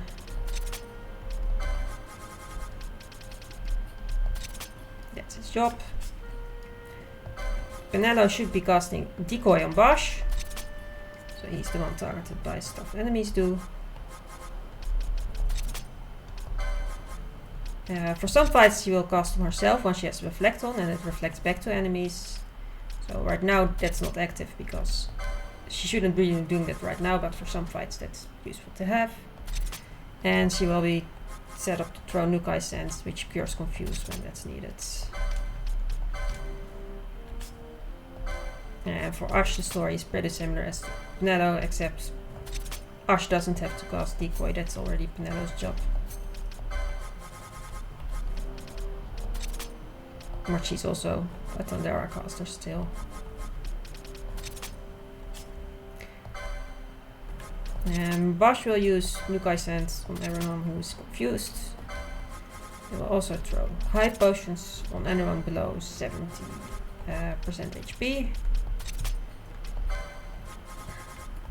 And if he isn't busy with that, then he will just throw potions on Penelo and Ash to keep those as healthy as possible.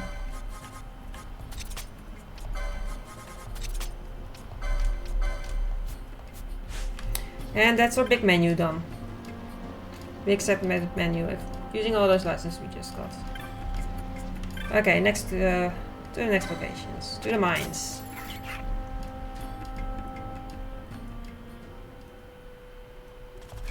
Yeah.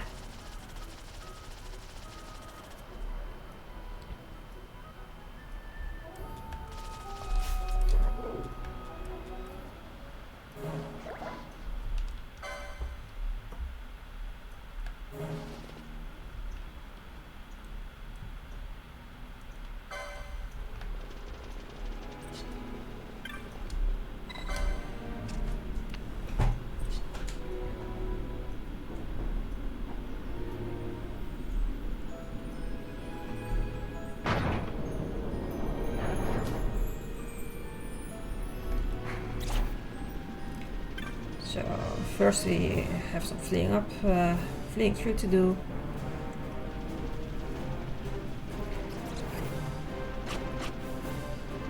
Let's see how long Larsa survives, our guest member. He's very squishy.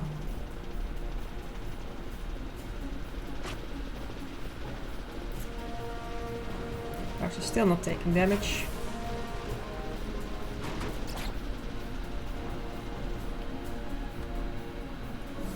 Will Larsa actually survive? We'll see. Past the dinosaur. We'll see the dinosaur some more. As we'll soon be at the next area where we'll do some money grinding. We want to kill some jellies here. I want to activate this switch. What am I doing?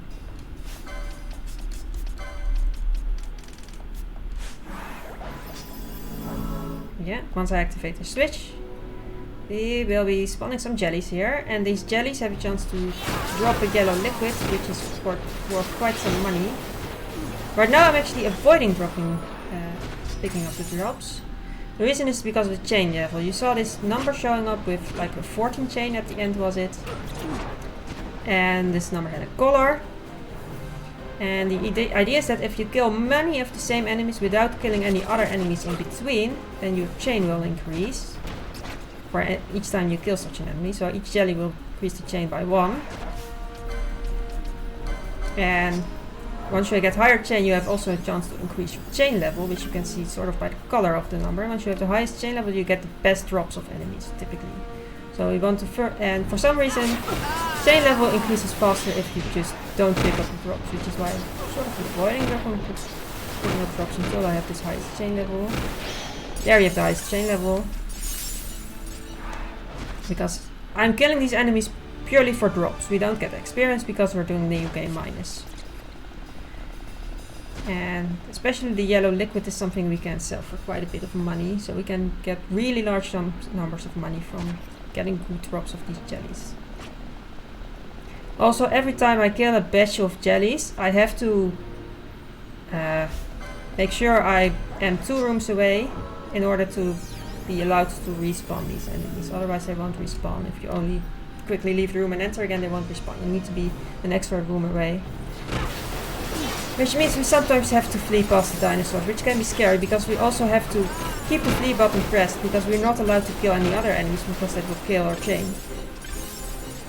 So that can be very scary. So far it's working out. Lars is dying a lot. That's fine, we'll have Phoenix Downs. We have Phoenix Downs for that.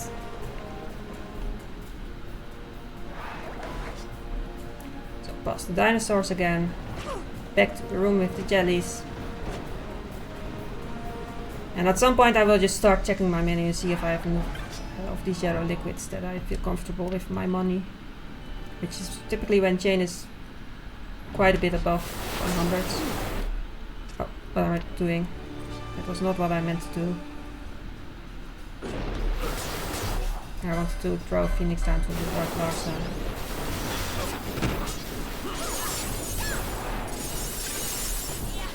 That was actually not a good point of redoing the switch, but I have to make it do.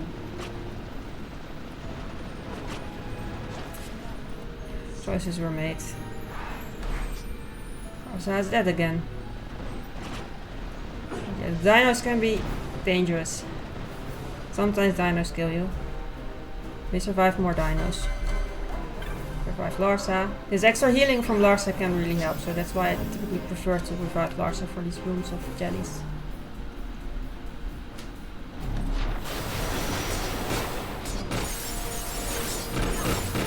Another thing we also get from these drops is that there's also teleport stones among them, which helps with our teleporting needs. We should get plenty of those as well. But if it's just teleport stones, we could probably do with a lot less jellies. The main thing is really yellow liquids for the money.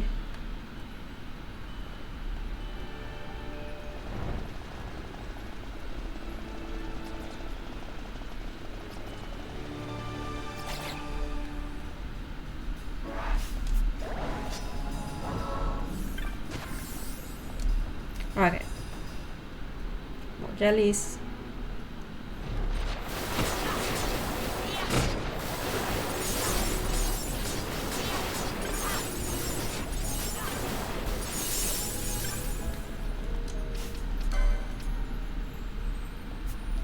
Yeah, we need to do one more room.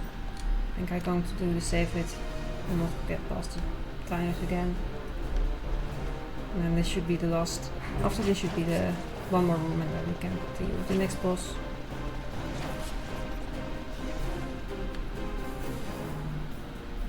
I think. I hope one more room will be enough.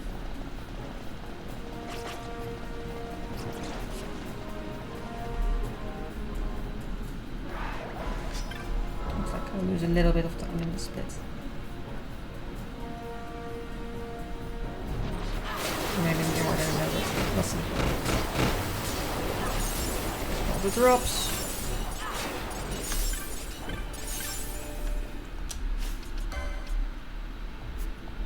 I'm going to make it work with discounts. I think this should be enough for money. Don't want to do more.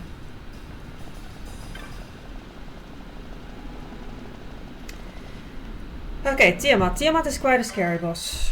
It's a tricky boss on the run. Okay, we want to heal up by touching the crystal. And Vaan should now be casting Reflect on everyone, because the strat for Tiamat is to cast spells on herself and have those reflect back towards Tiamat.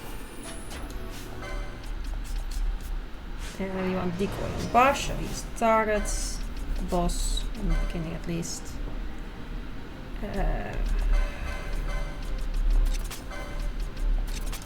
Also, Gambit should change bits. It should now have Mage's cast on self.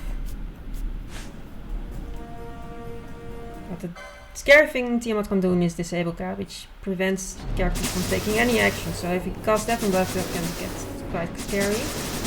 Also, at certain points in the fight, he will cast Breath, which depends on how much HP he has. I don't want to get petrified. And now is Breath expected. The disable K missed, so that was nice. But yeah, once Breath happens at 40% health and 20% health, I need to be a bit to the side so it doesn't hit all the characters, because if it hits our mage casters, that's not nice. We don't want them to die, but even if they don't die, we also want them to be full health, because they have a license that gives them a danger boost if they have full health. But actually the Tiamat fight went pretty nice now. Disable missed, luckily. Disable can be scary if that hits. And we want to disable their gambits now, because we don't want them as soon as we don't want that as soon as we bring them out they start casting spells on themselves again once they don't have reflect.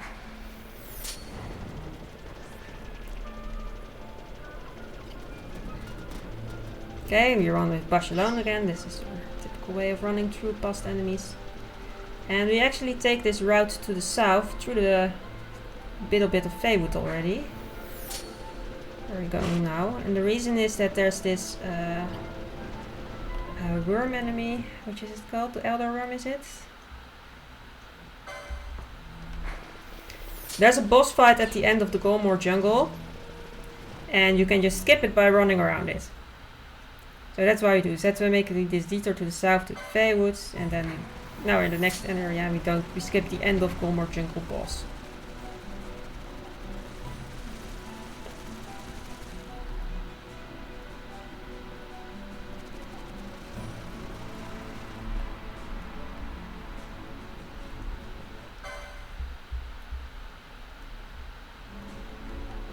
Pretty annoying boss that we skipped too. Only lots of HP. If you thought Tiamat was bad, Tiamat already has quite a lot of HP. Like the next fight will actually be quite faster than Tiamat even.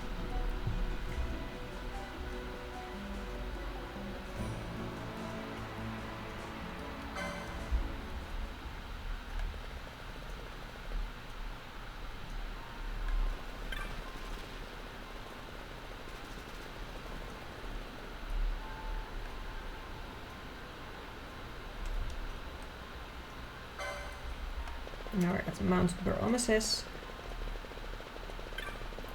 Story triggers.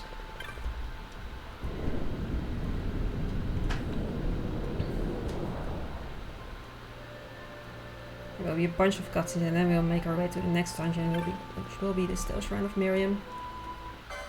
Also, before we leave Mount Burns, we should really remember to touch the crystal so we have the teleport location, because after the still strand from here, we need to get back up this mountain.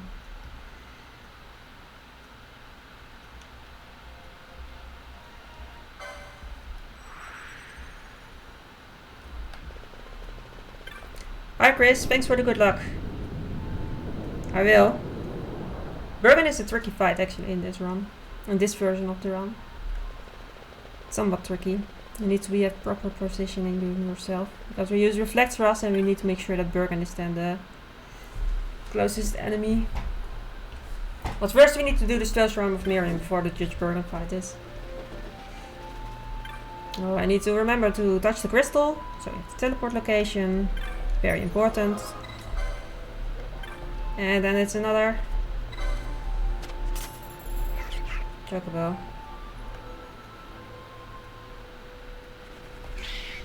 Ah, is that so? So for TZA, in TZA regular, any percent run Judge Bergen is not that tricky. Like I feel in regular 90% it's a very standard fight where, quite honestly, in regular 90% if I do a Judge Bergen fight, I just can basically put down the controller. The gambits just do their job. In New Game Minus I cannot do that, I need to really pay attention. Licensing can help a lot, yes. Also hides one thing.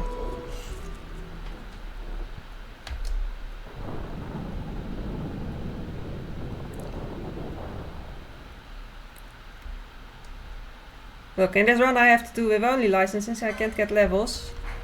Licenses are important.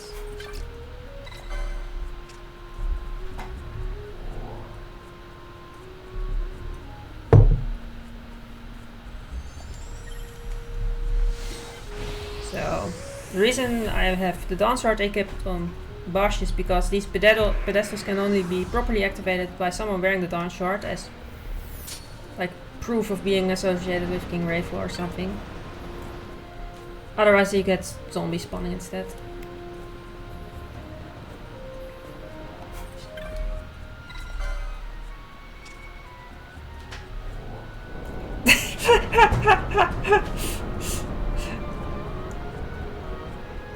Does that even apply to speedrunners playing a game casually? That you just always playing the game when something goes wrong? Oh well.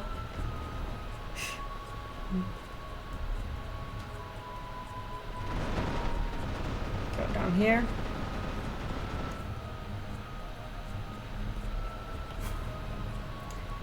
So in this dungeon, there's this big statue that's holding a sword. And there's the sword. We will have to inspect the sword. Sword of Judgment. And the area where we need to be is behind the sword. So we need to make the big statue lift the sword. First we need to inspect the sword, and then we need to find these 3 other smaller dead statues in the dungeon. And we need to rotate them so that they all face the middle one. And then once they all face the middle one, the big statue will lift the sword and we can go underneath.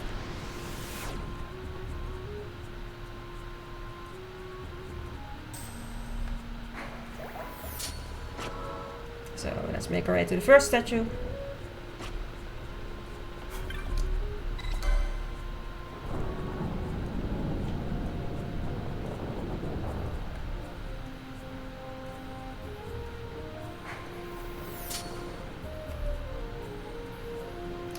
I also want to pick up a chest here. It's for money. We can sell it.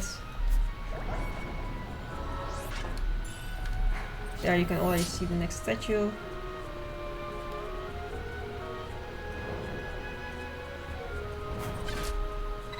Okay.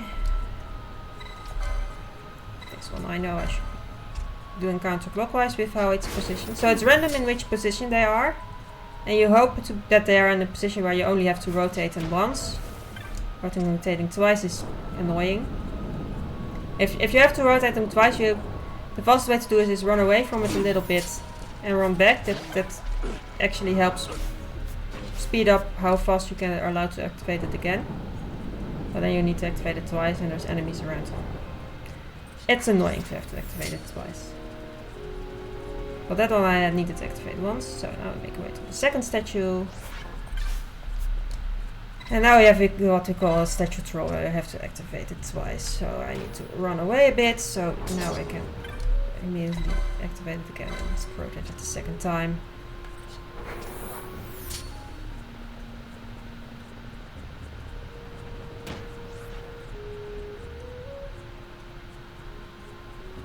And actually, directly before the first statue there will be a small boss fight.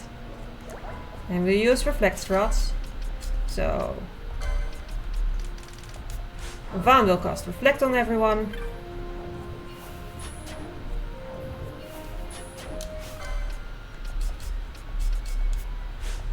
Nello should also apply decoy on Bosch with our nice duck symbol. And now, during the fights, our mages should cast spells themselves with then three casts bouncing back to the enemies. There's our boss. Cast spells himself, and then it's 3 rounds of spells. Fight is over.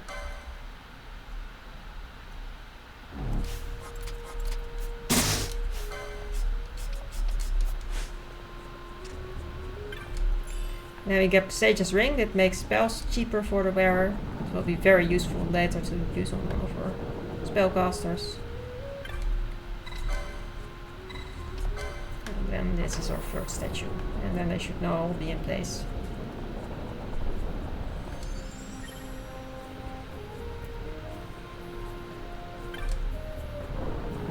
Okay, Zelda, thanks for the good luck.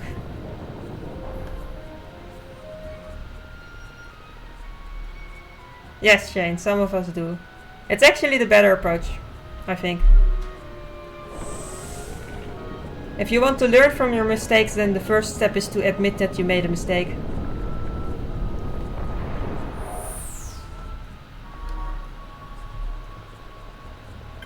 So admitting that you make mistakes is the way to get better as a runner.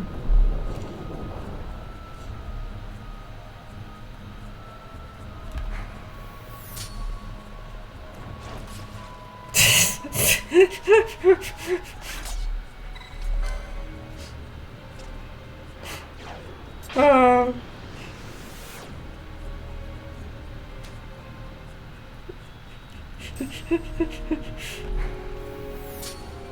Okay, so now we can go underneath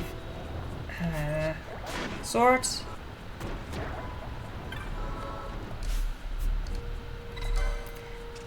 And again we'll be using reflect rods.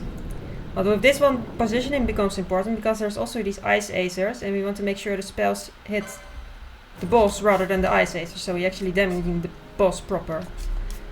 So we already set up here when we're still a bit away from the boss. And now once I move forwards, the boss should move forwards, like that. And now the boss is the closest enemy to our character, which means that that's the target that the spell will reflect towards. And then it's 3 rounds again. And that was the boss. But yeah, Matthijs being the closest target is important there.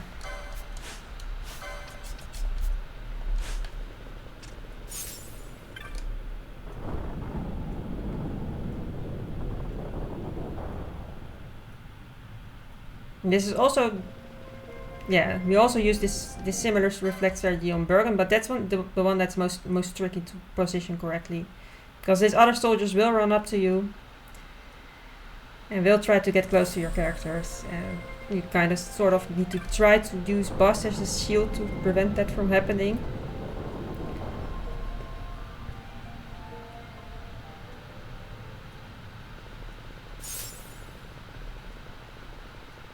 But yeah, we got what we wanted from in this dungeon, so now we go back to Mount Promises, where indeed we'll be fighting Judge Bergen.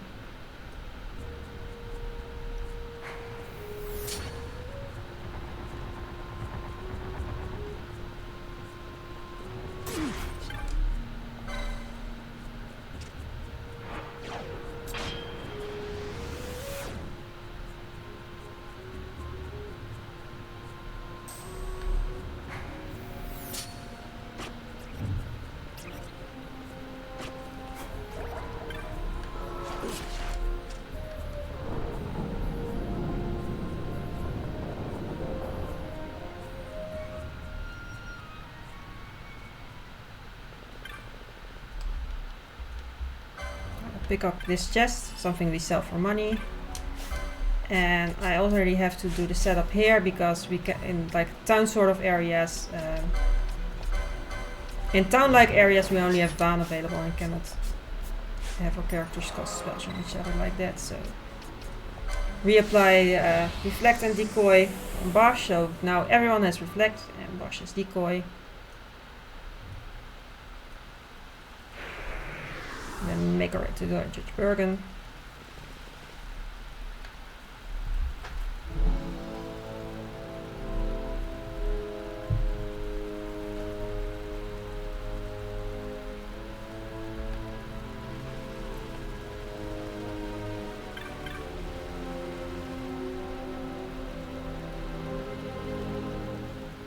Also Gabe, thanks for the follow. Maybe a bit late in noticing, but thank you nonetheless.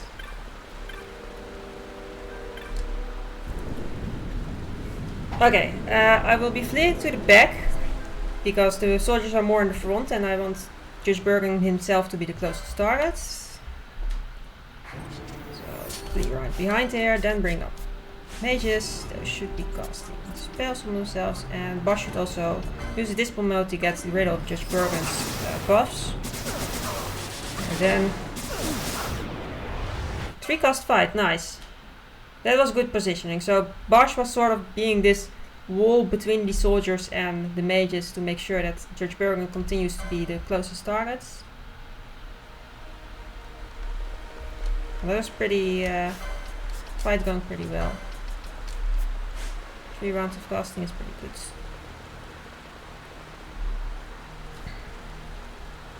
Although after 4 rounds of casting, if it's not over then you start having problems. Because at that point the mage is getting lots of damage and will typically start dying. Here. Sell off our loot. Most notably this yellow liquids, which sell for a bunch of money. And I want to buy the Viking coat here, which is equipment that we will use much later for Fran. Okay, now we have to make our way to Arcades, which is our next story destination, and it will be a bit of a trip. And first this is the best teleport location to start making our way, running towards there.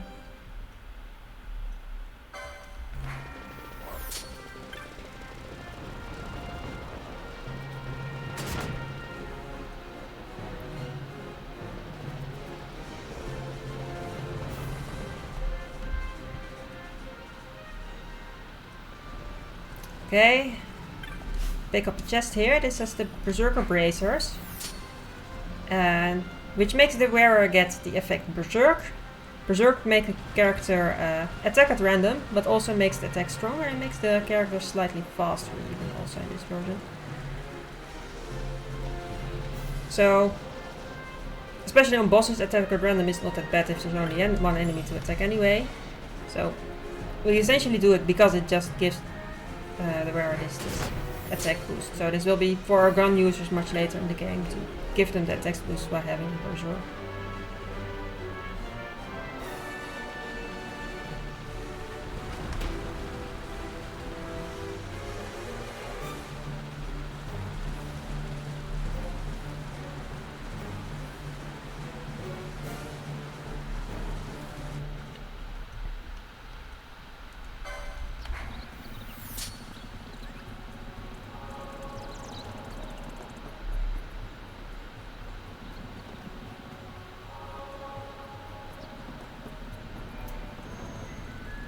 Okay, to the woods here.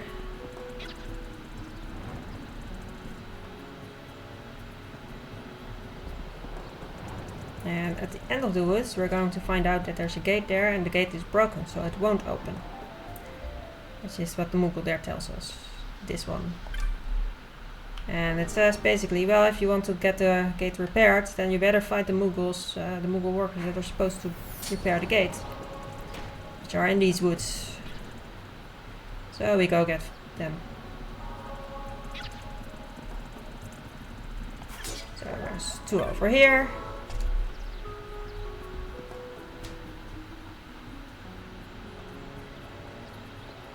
Moogle design in this game is quite different from other Moogles in the series, but they still look quite cute, I think.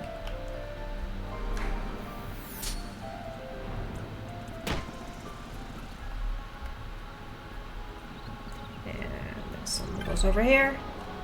3 of them.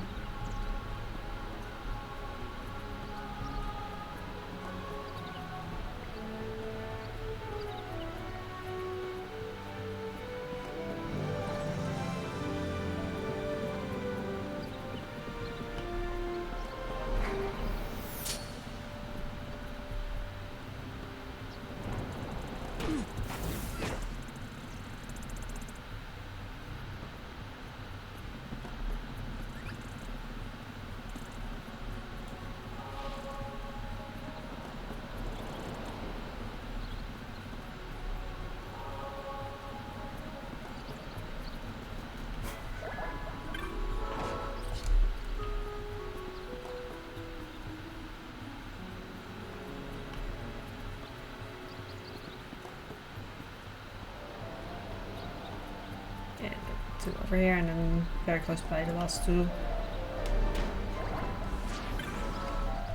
And then luckily the last Moogles you find also give you the option to immediately go with them to the gate.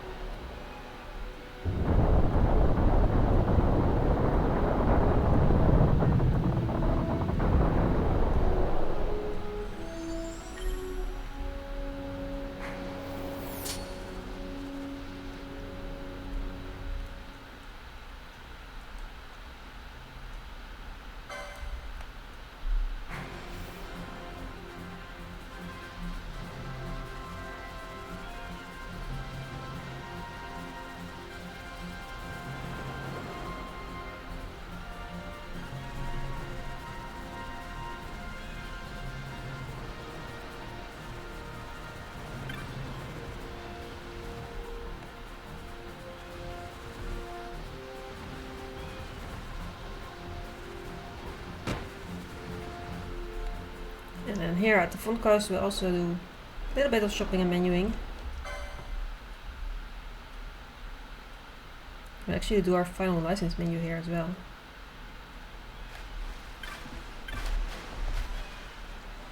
Okay, I want to buy some guns for our guns users. 2 adamant vests, armor. Some buckles of wine which inflict berserk. Some remedies, more high potions. Oh, and I also want to buy the Fire spell. Because we want to start upgrading our mages to now use Fire rather than Tandara. So a fire spell of higher tier actually. So it's both another element and a higher tier of spell. For Bash I still get some licenses which is like covers any of the future equipment we still might want him to wear. But this is all equipment licensing. Matthias we only get because we don't want Matthias itself, but we want on this board the license next to Matthias, which is the Pheasant Tsuke, which helps with his potions being a bit more efficient. Then our mages need to yeah, we bought before Araga, so we better learn to have them actually used. We also want Ash to be able to cast oil, which makes fire damage more efficient if an enemy is afflicted with oil. So that combines quite good with having now a fire spell available. And also a slight bit more extra HP. But I also get a slight bit more HP. We also want to teach her the Fire spell. And that's what we get for her. We want Bash now actually use the Pheasant Tsuke. And we want to have the mages now use the flame staff rather than the storm staff because we're now doing fire damage. And then that works better with a flame staff. And Panello gets the sage's ring, which makes her spells a bit cheaper. And we want to adjust the gambits because, well, they should now use this Firaga spell, which we just got, rather than Tandara.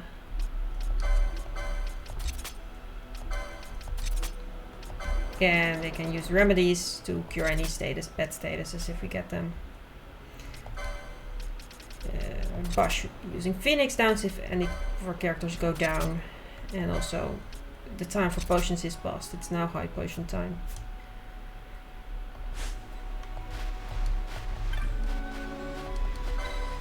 And now with our menuing out of the way, we can continue to the next area. And we have an opportunity to get a chocobo, so we take those opportunities.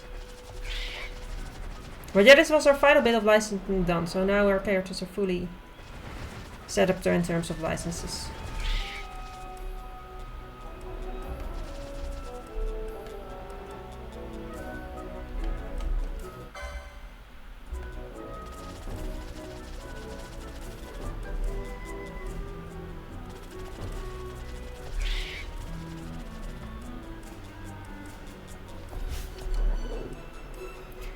And now we need to talk to this boy because he has the key to allow access to the next area we need to go through. So we really have to talk to him, and he asks us to call these to... he made some children's drawing of some enemies he wants us to kill, and the game says question mark, question mark, question mark. So that's what we have to kill. The question mark, question mark, question mark. Question mark, question mark, question mark is actually the Mandragores. So that will be our next boss fight. Also, whenever we get a save prompt like that we cannot avoid, at least it means that we're fully healed. So now we're fully healed again. Go right through here, and then the next door will be the next boss fight with the key that we just got from the boy.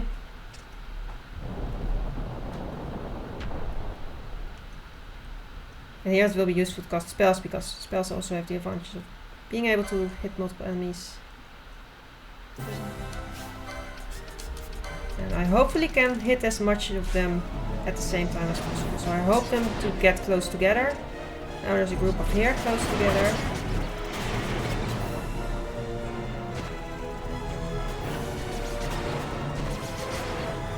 There's only one of them alive now. Kill it! Kill it! Kill it! There it is. And those were those enemies.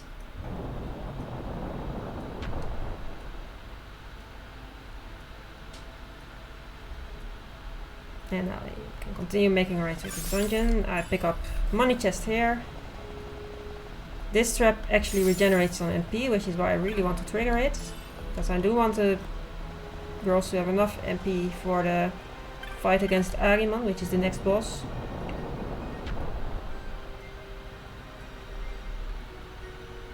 And I do want to get them out of the party before the next enemies, but I want to, before them, keep them in to regenerate a little bit more MP.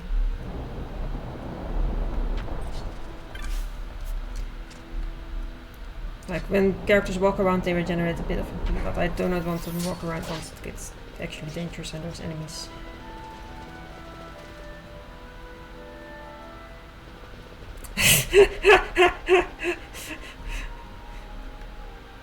Nikki being Team Chris, it seems.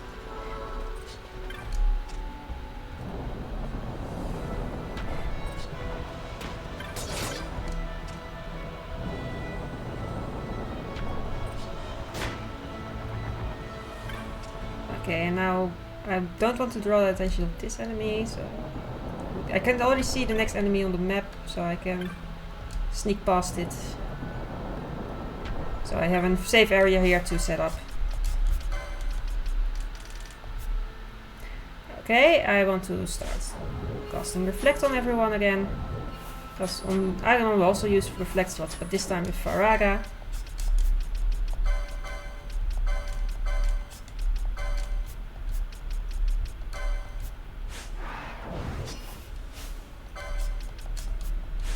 And Decoy on Bosch.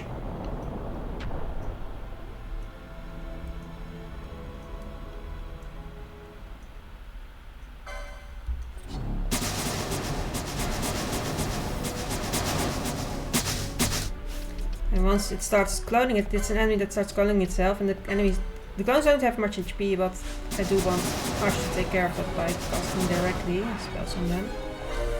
Also, Ash is running out of MP, which we fix by throwing an elixir.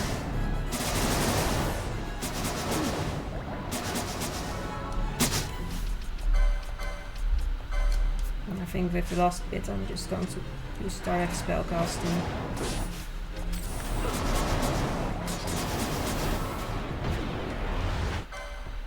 And that was Ahriman. Oh, Ash is going to die. I'm letting this happen, I think. You cannot end. And then I just revive. Better than that it happens once we're in dangerous territory. And I want to use a float mode.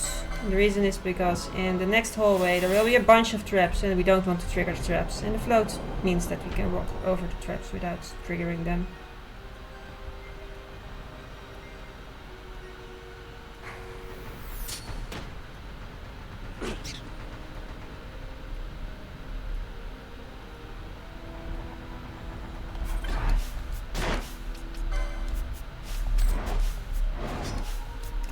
Yeah.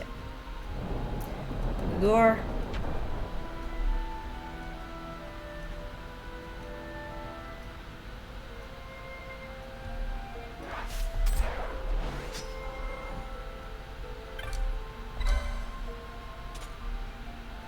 And then we're finally reaching Arcades.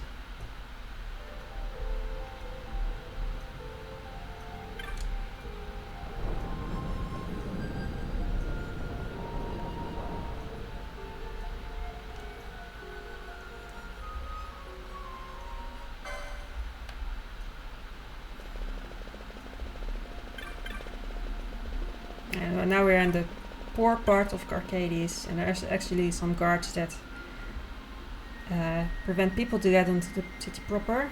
You have to find a way to get through there. You talk to this guy, who apparently found some money in some barrel or something. I'll just get myself filled up with the crystal. Here's this guards. They won't let us pass. And then this Jules guy shows up. And Jules is willing to help us for a price. Yeah, well, it's obligatory to pay him, so we'll do it. We'll take his offer. And he's like, well, you just heard from a guy that he found some gold somewhere. That gold actually belongs to someone. So if you tell the person who is now missing gold who got his gold, then that other person will be upset about his gold being stolen, and then a fight will break out. Or well, it's not giving quite as much detail, just saying, well, go tell this other guy about it. Go tell this guy about it. He's now a bit upset. We go back to Jules. And apparently some commotion is breaking out because people are fighting over this gold. And the guards are like, what's this commotion about?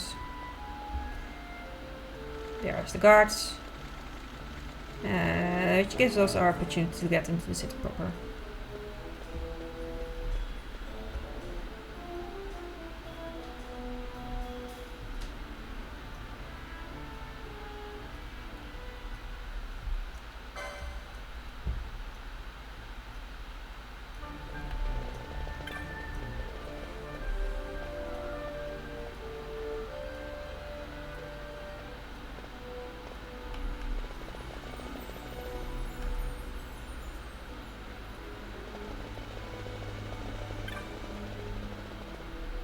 Okay, and now to make it to the next area, you actually have to do this sort of small mini game where you have to match people. We have to talk to people and then deliver their message to the right other person, and do that 3 times, and then we're allowed to continue. And we need to pay Jules again.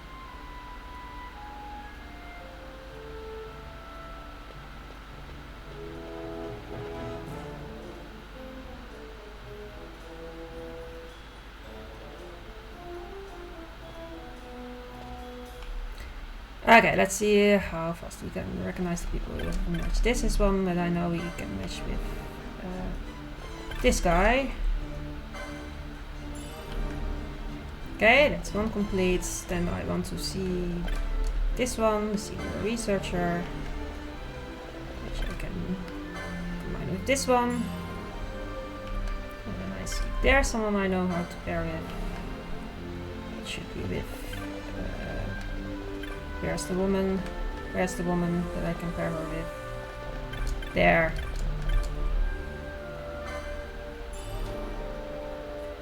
There's our 3 pairs complete. And then we're allowed to continue.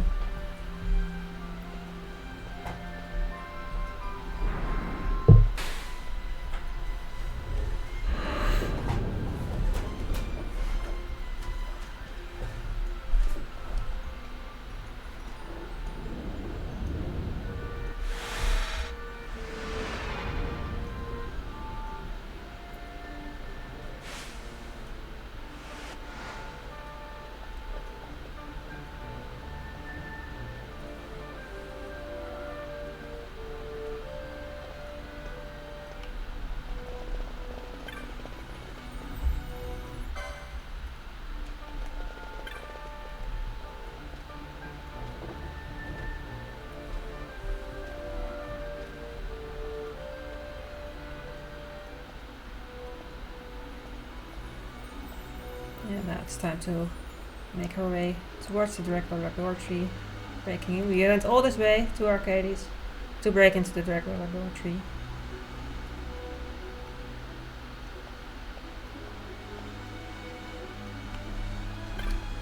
Which is the you know where to go location from this cabby.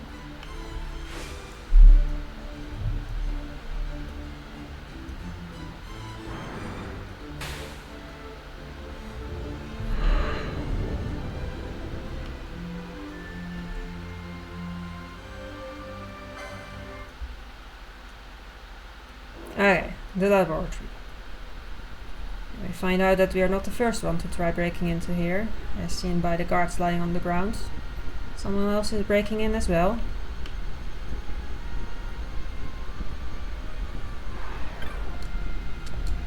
This is actually an area where I like to keep Ash and Pinetto in the party rather than walk with Bash alone. The reason is that it's an area where I need to open doors a lot and activate elevators and things like that.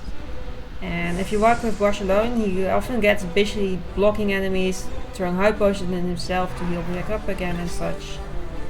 And it's quite nice to be able to switch to a different character that can then open the door for you, instead of fully relying on Bash to do all interactions. He just get busy keeping himself alive. Because we need to go to these little rooms a lot, because there's 2 doors, there's red doors and there's blue doors. And they cannot be open at the same time, and these switches determine which of them are currently open. The switches in this little room. So we need to constantly, you need to make our way through by constantly opening these little rooms and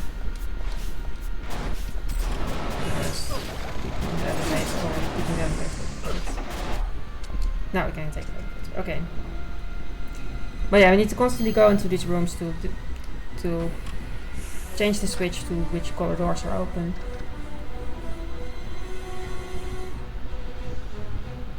Also for this first elevator, it's nice to still have the Firaga casters to deal with enemies while we wait until we're actually allowed in the elevator.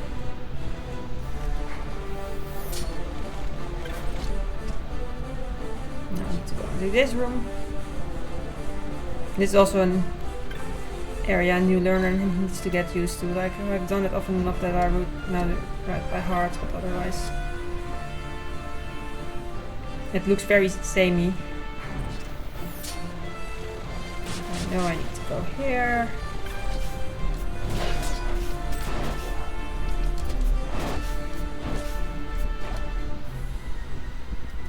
This room.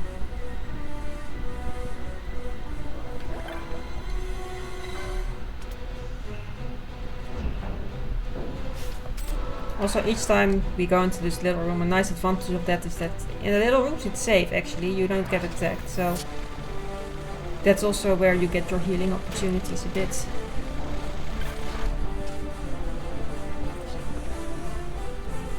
And it's the final switch, and then we need to make it to the elevator. Which we can take quite a bit of damage there.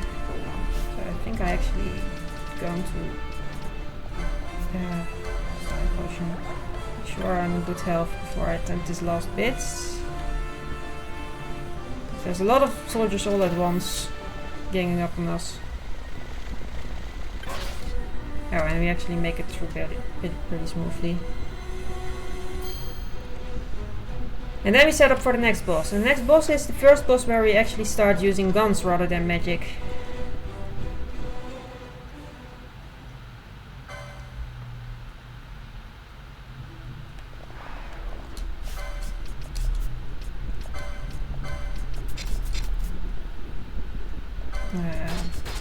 Optimize those. And get some bracers. So one of the gun users get these bracers. Want to make sure battles fasted for boss fights. Set up the gambits. And now Vaughn should actually cast Protect on Bosch. Help his defenses a bit. Fran doesn't have the Berserker bracers to grant her Berserk, so she uses Bacchus' Wine on herself to get Berserk instead. Bosch should only use these high potions on self and not on the gun users, because we actually want the gun users to be low HP to get the damage boost from that. Now we want make sure we have a very fresh decoy cast. Go in with the gunners in deliberately low HP. I want to use Dispel mode on Dr. Sid to get rid of this boss.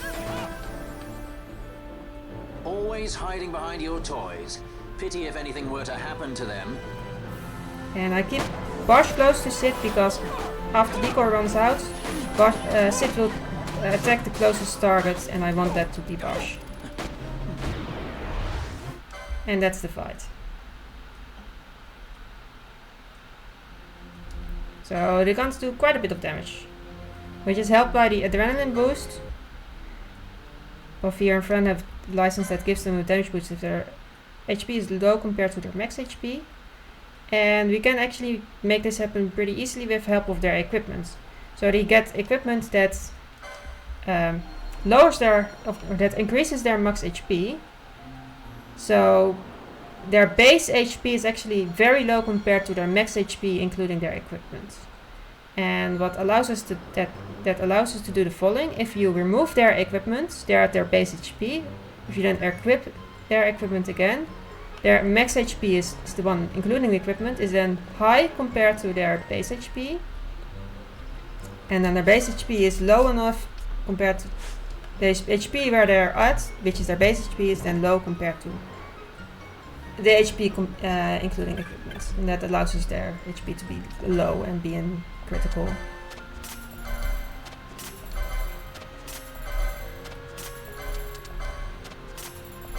I forgot to unequip them. I'm doing this now. I'm selling all unneeded equipment, including their old guns, because we're actually going to buy much better guns now.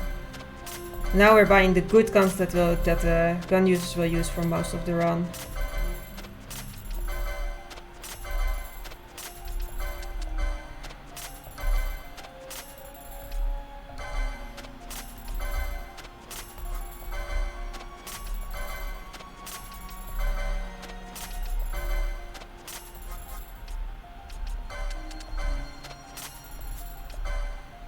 Okay, and that will be the Spikas. So I buy 2 Spikas, 1 for each of our gun users. That will be the guns we'll use for the rest. Most of the rest. And we'll also buy a better head for Bosch for his defenses. Immediately equip that. Now the Spikas are quite some good guns. They will allow us to be quite some good damage. And I also want to buy a bunch of explosions.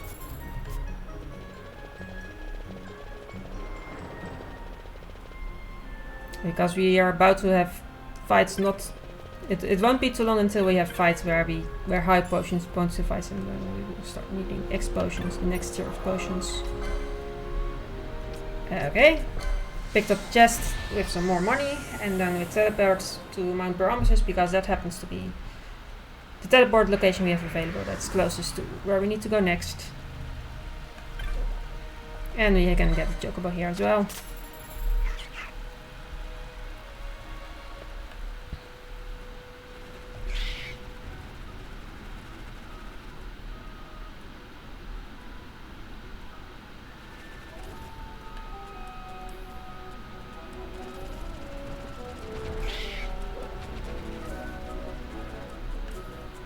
Most of this time we want to use the sprints of the chocobos to run even faster.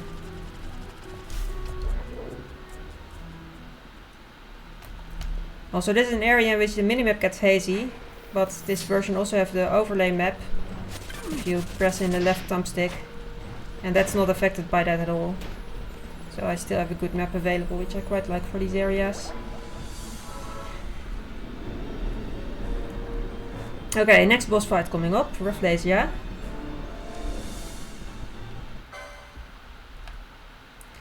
So for Rafflesia you actually don't need decoy because throwing the phoenix down at the start on himself will be enough to cause Rafflesia to want to attack Bosch rather than the others.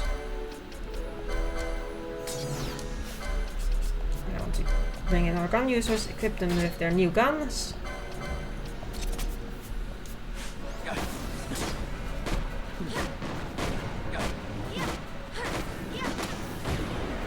And that's Rafflesia. These guns are quite effective.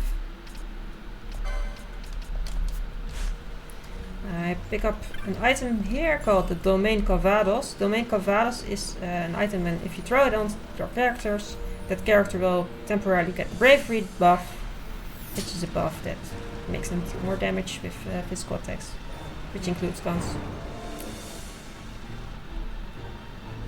So an extra way to increase the damage of our gun users by allowing them to get bravery that way. Then we have an area. The way to navigate this area is here. In each of these shrines you need to see in which direction you spot an illusion, and that's the direction you need to go to for the next shrine, which if you do this correctly you're allowed to progress to the next area. So that was one area. I also picked up a bubble belt on the way, which gives the wearer double max HP, which we'll later equip on our tank Bosch to give him even more of a HP boost. There's illusion, so I need to go that direction. I think that's already going to the last shrine then. I actually want to create a safe space for Ash to be allowed to summon Belias. Because this door won't open unless you summon Belias. And I don't want Ash to summon Belias and then killed by surrounding enemies and immediately miss it before I can open the door, which is why I want to quickly make the area her enemy free and then she can do her thing.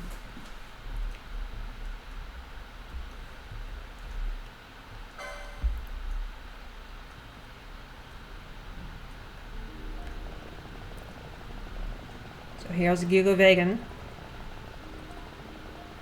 We'll soon have our next boss fight, which is again gun user strats, where the fight will be pretty quick because the combination of guns and having Berserk and having Adrenaline means that the gun users do a ton of damage. The good guns and Berserk and Adrenaline, I mean. I do want Decoy and Protect on him. And then I want Bosch to be away from the gunners because this enemy also casts spells, and spells can hit multiple of my characters, and I don't want them to hit the very fragile gunners. Like these gun users, they have little HP, everything that hits them kills them. So we should just make sure they never get hit by anything. Okay, here we will use a despawning trick.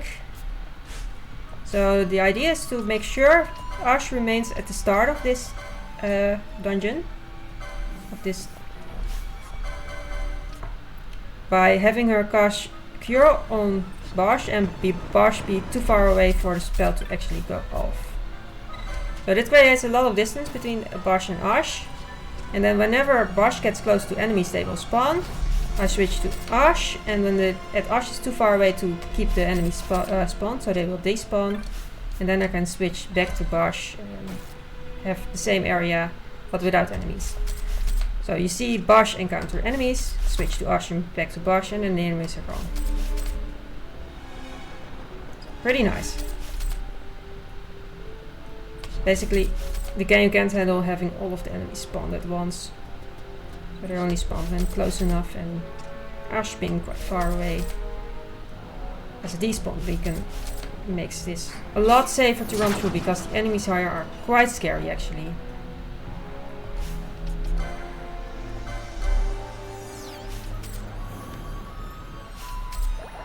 And we want to do the same on this next screen.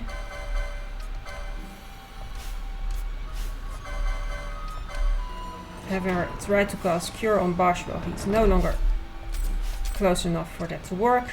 So Ash is trying to cast Cure in vain. And Bosch is running through, and whenever I want to despawn enemies, I quickly go to Ash and back to Bosch. And these enemies are quite dangerous because they also can inflict some nasty status elements, including things like stop, which just prevents my character from progressing, and I do not want them to happen. So I really prefer going through these enemies without going through this area without having to deal with the enemies.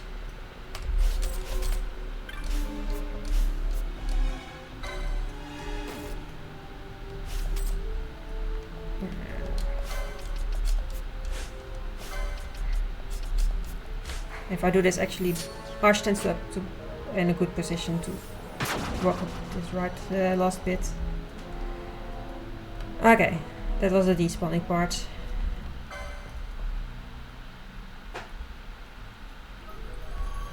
And soon we have a next boss.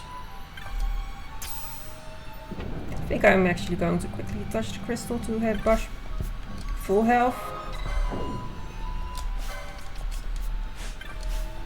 I bring out Fran already because I want her to have a fresh Bacchus' wine for the next boss fight coming up. So I want to have this one run out and that she throws the next one.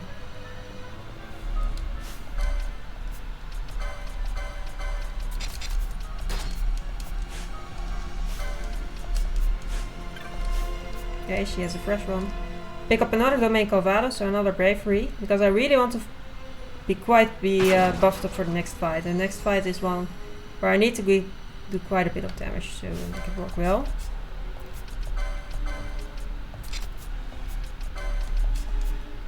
I want damage, of course. Balfier should be using the main Calvados when we have that available. So I want them to use the main Calvados. Bosch now needs to use X potions. High potions won't cut it for this fight. And this for Ash is only relevant for later fights, but we already do it here, so we're in the camp menu anyway. But I want the main Calvados on both my gun users for another damage boost due to Bravery.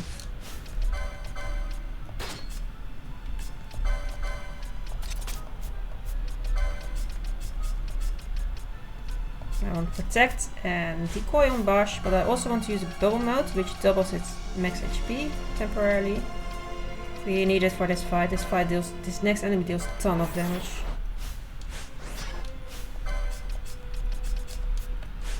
Go into the fight. And I also want to use a Dispo mode to get rid of this enemy's buffs. And that way we should end the fight before experiencing troubles.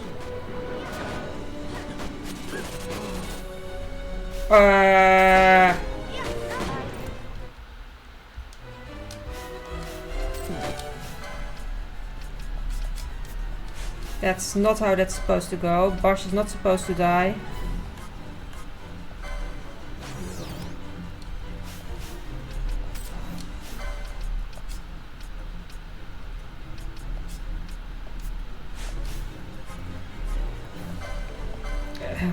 Up.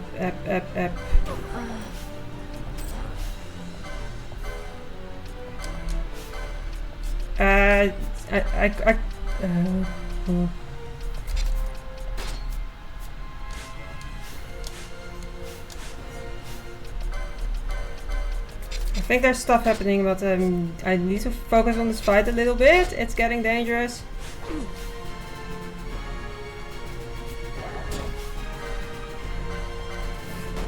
Fight is not going to plan.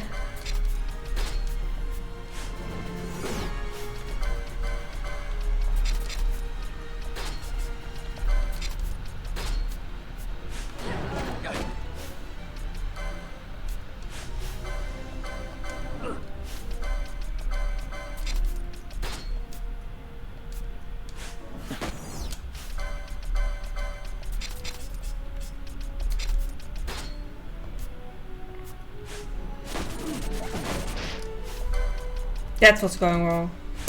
That explains it. I had forgotten to put battle speed on fast. That's why this fight was so clutch. Well, we made it through. No, it was a skill issue. It was a skill issue. I forgot battle speed too fast, and that's why that's not what you're supposed to do. But also, hi Phoenix, thanks for the raid, welcome in. I hope your stream was well. Yes, we went through this, and I disagree. It was my fault, but I did manage to repair it at least. But yeah, welcome in raiders. Doing a Final Fantasy XII, the Zodiac Age speedrun on New Game Minus, a game mode in which you cannot get any experience. Also, hello Set Kitty. Hello Phoenix. Yeah,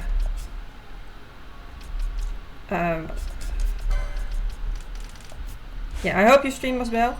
Wait, I'm going the wrong direction it seems. I forgot to do this. Oh, I should do this one first. Never mind.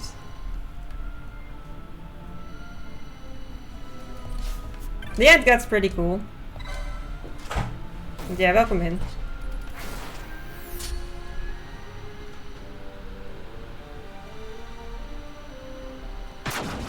If Nikki is there, then Phoenix is also a good person to give a shout out to. So, like, they are pretty nice FF16 speedrunner.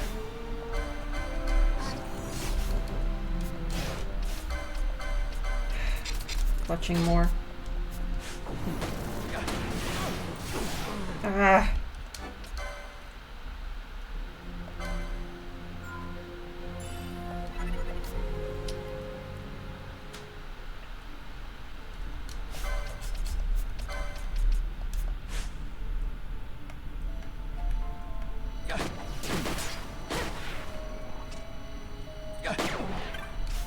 I prefer killing the girls over. If you say so, Phoenix. Like, I haven't tried FF16 myself.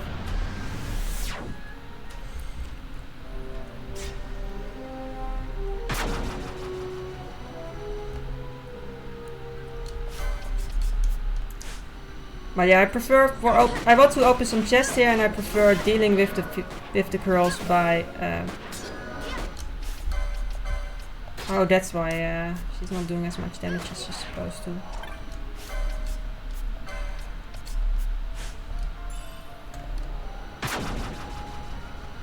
Whenever these chests are for money, by the way. They're stuff I want to sell.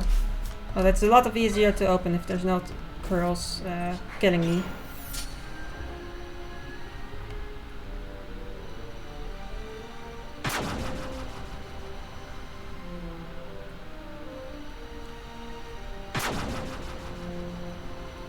Also, thanks for the follow, Set Kitty.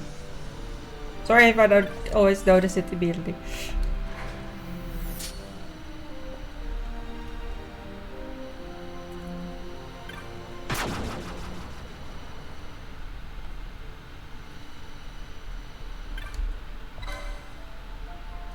Yeah, especially the new Guy Minus version of them. This is pretty cool run. I do like the extra challenge of not being allowed to level up and have things working with just the licenses and good equipment and such.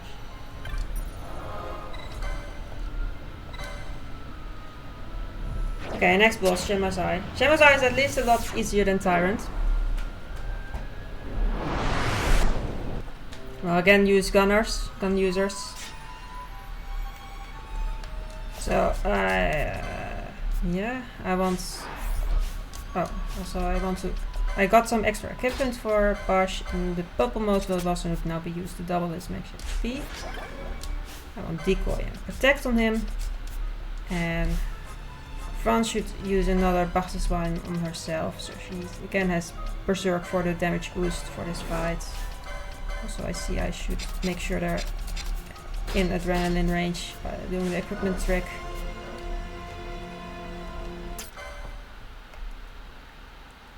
This is a pretty quick fight. The main thing I do during this fight is pick up these chests. We have a haste mode and a reverse mode. Haste mode costs haste on all our characters, which is pretty useful buff. It makes our characters faster. That was the boss fight already. And the reverse mode gives the effect reverse temporarily to a character, which reverses the effects of healing and damage. So it makes damage heal us.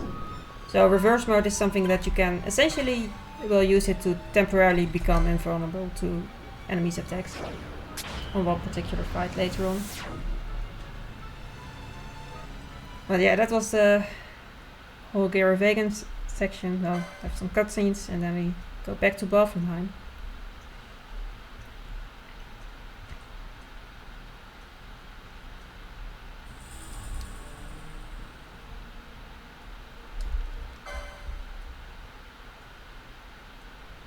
Yeah, it's quite a bit of time there, especially with that Tyrant fight, but it's fine. I still plan on just finishing the run.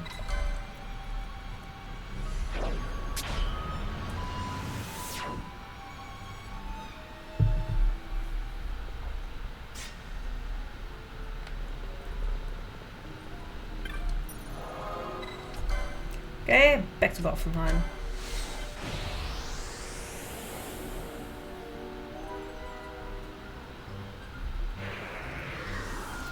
We do a final bit of shopping here, because we want to get enough restorative items to make it through the rest of the run.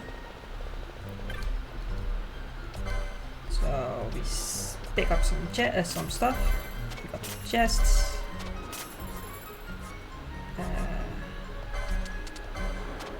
need those anymore. I want to make sure I have enough Phoenix Downs. And the rest I use some explosions. That's less than I usually get. It's fine. I'll see after the next dungeon if I really want to make an emergency shopping to it again.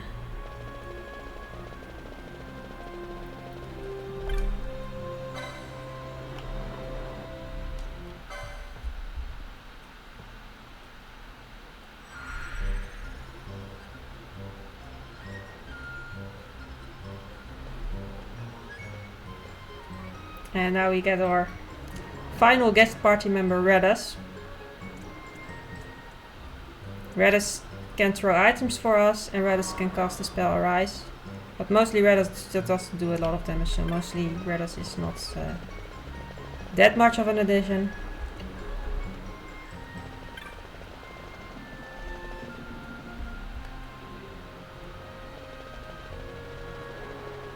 Like his damage that he deals is just nothing compared to our actual characters. And he's also very squishy. And now we make our way to the Rinarana Cataract. To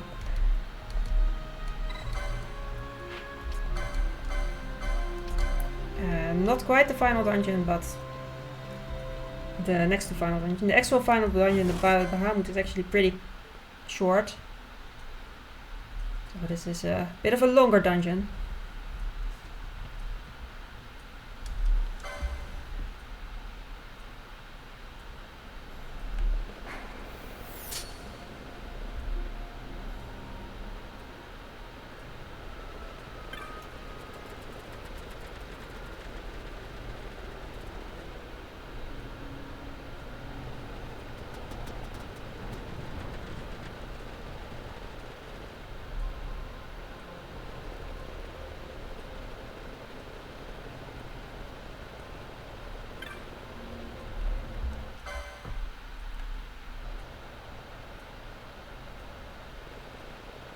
Okay, now we have to set up for Hydro.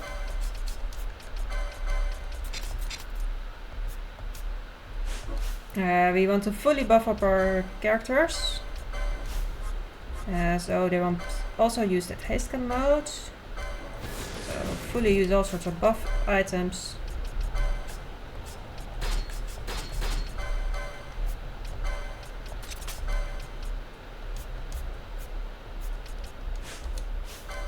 I have and haste and bravery and berserk. Also I want decoy and protect as Bosch as usual. I need to enter this fight alone because otherwise you do scary stuff that also blows the gunners. And then I want to keep my distance from the rest and have this enemy cost due to decoy cost the target Bosch and the gunner should kill him.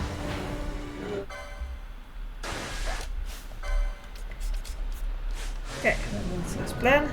And we immediately have the chest with the berserker braces, that's nice. Yeah, we still got some nice gold splits, indeed. And thank you that you liked the really lots of lore run. I liked yours as well. I mostly only watched the ending of that because a lot of it was while I was asleep. But it was still pretty cool to see you in the really lots of lore as well.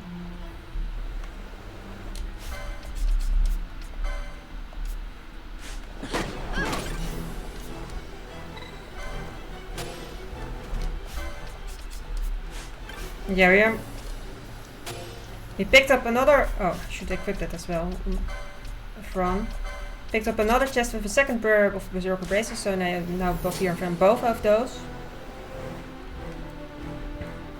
That second chest is actually a random chest, so sometimes I have to zone in and out of that area just until I get it because I do need it. So they both have always berserk without having to constantly throw backwards as wine. And now in this dungeon, each area has its own little gimmick. And the gimmick of this first level is that we need to collect these black orbs to activate these altars. We need 3 of them to activate 3 altars, so now we're activating the second one. And you get this black orb at any time you kill them, you get there's a black orb you can pick up.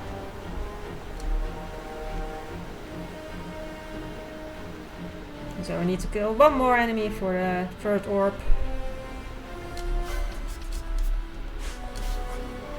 Also by her steps that one. Okay. This should be our final black orb.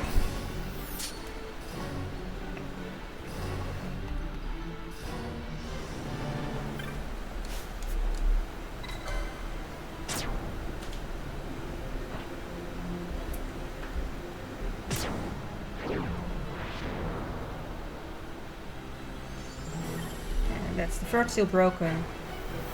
And we can now make our way to the next boss. And this next boss will be Pandemonium. And during the fight, Pandemonium will do this thing called Perfect Defense, where he temporarily gets immune to all damage. Which is not so nice, so we want to get rid of that. And for some reason, casting Arise on it twice makes us get rid of that. And luckily enough, Rados knows how to cast Arise, so he will the one to do that. Okay, I protect and decoy on Bosch as usual. Go in with our gun users. So first do some damage until this perfect defense thing happens.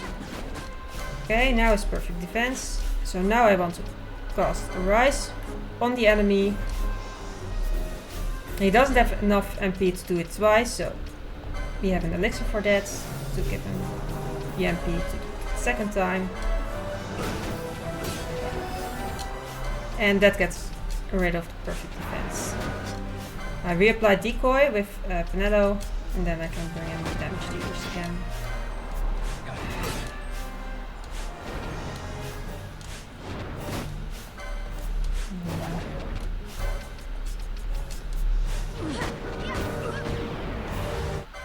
And that is Pandemonium.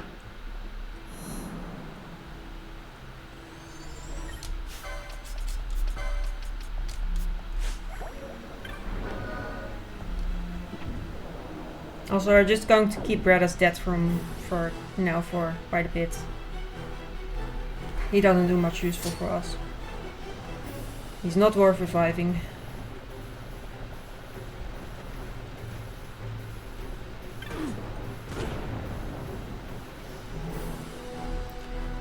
Okay, we can make our way to the next level.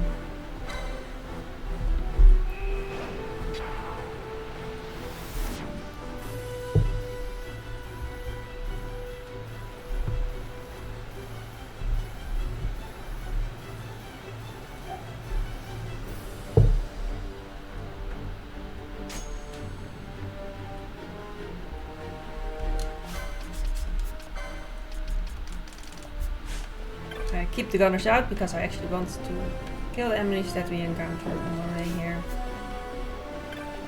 Mostly because we have to according to the level design. I get rid of a fake wall here. Pick up this chest. This has a shield. A better shield for Bosch or tank. In this next level, we need to kill these enemies with these green flames on top, called the brain pans, because each time we do it, this green piece of bridge forms, and we need these green bridges in order to progress through here. So here there's already one piece, and we kill one, and it makes another piece form. So we have to find these and kill these, and then the bridges form. And usually I want to take care to keep some distance between Bosch and the gun users, because these brain pans can use spells and they can hit multiple of my characters. And I want to try and have that be hit only Bosch as much as possible. I do have plenty of Phoenix Downs available in case one of the gun users does get hit and I need to revive them, but I prefer if this doesn't happen.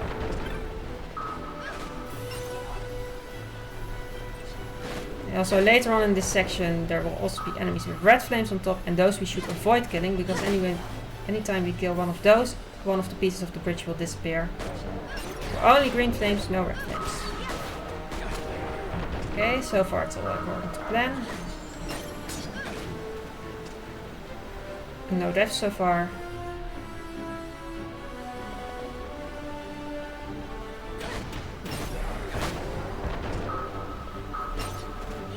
So soon will be the first enemy with red flames, but we actually don't get to see that one because I will respawn it. We'll quick respawn trick again. First kill this one. I will use Van as a despawn beacon. Run over here, switch back to Van, and Van was far enough away from these enemies that this should have despawned the one with the red flame, so we only have one with a green flame here. Even though there's usually one with a red flame here as well.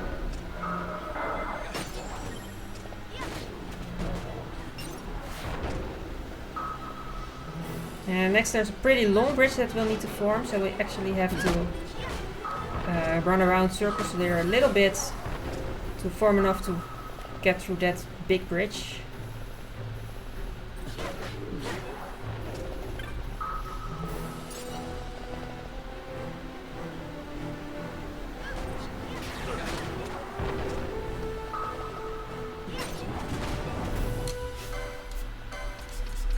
Bosch is about to die. You're killing us.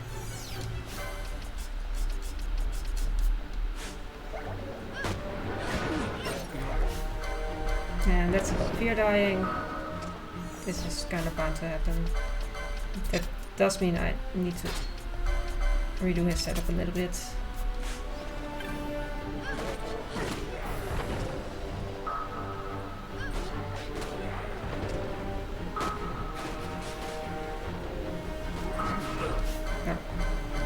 Here's that. Let's fix that. And now we have a bridge.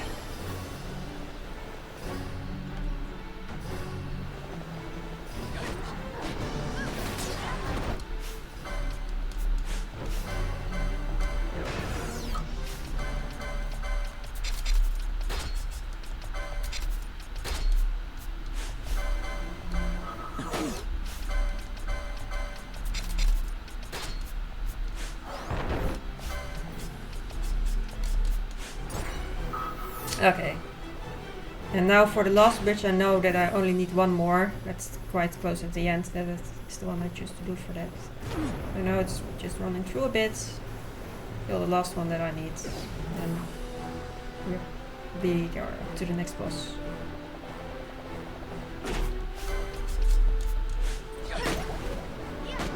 The last one, last bridge. And this level pretty much done. And we can make our way to Slit. So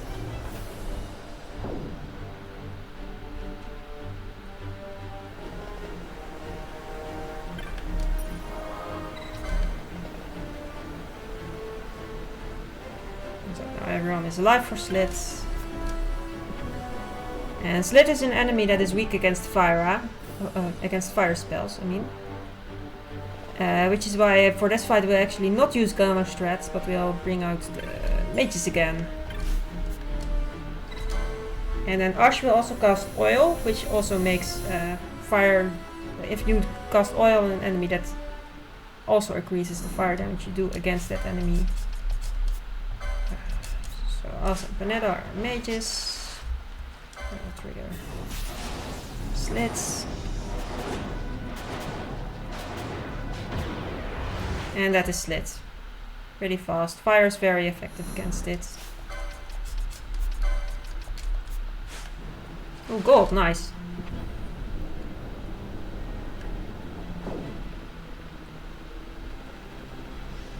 See, I am improving things. Just tired and fire main, that went a bit poorly.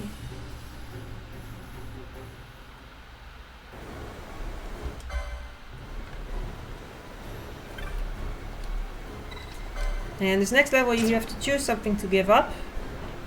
And then make your way through this sort of maze-like area. We're giving up the minimap, which gives us the fastest...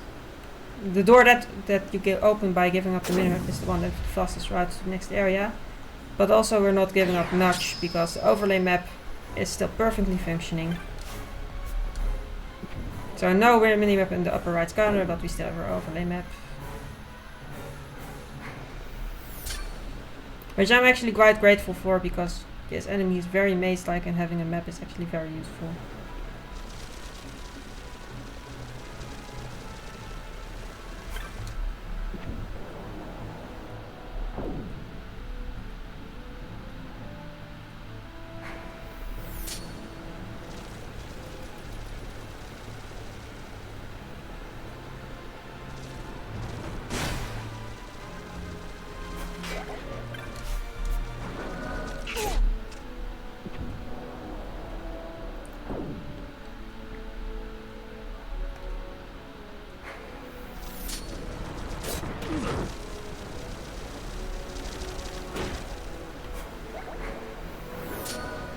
And then over here, there will be a fake wall. And then there's the stairs to the end of this maze.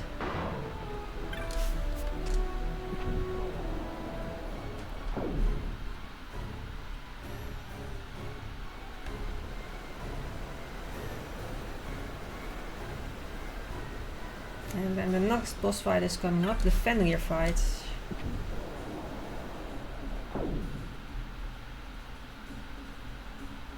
For Fenrir we'll again use gun users, which we have fully buffed up with the haste gun mode we use the Mingo Vados. Like the whole thing. To use haste gun mode with Bosch, and they use the Mingo Vados on themselves.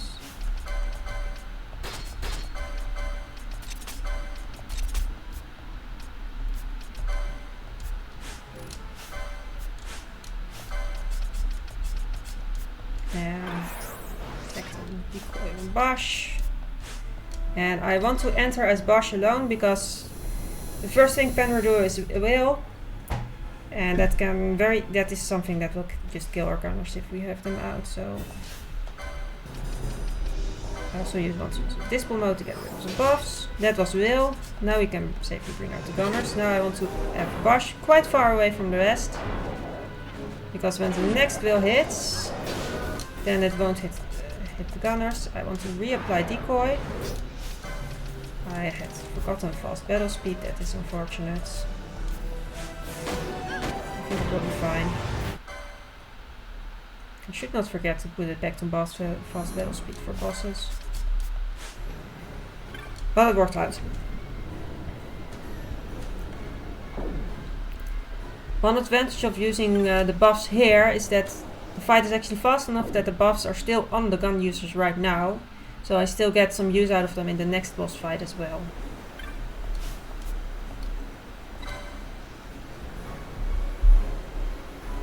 So yeah, you get to throw the buffs once, get 2 fights out of it.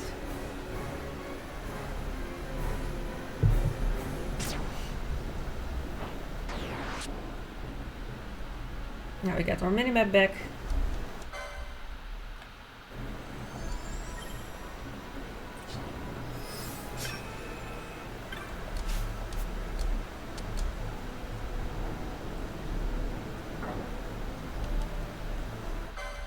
Okay, on to the next level.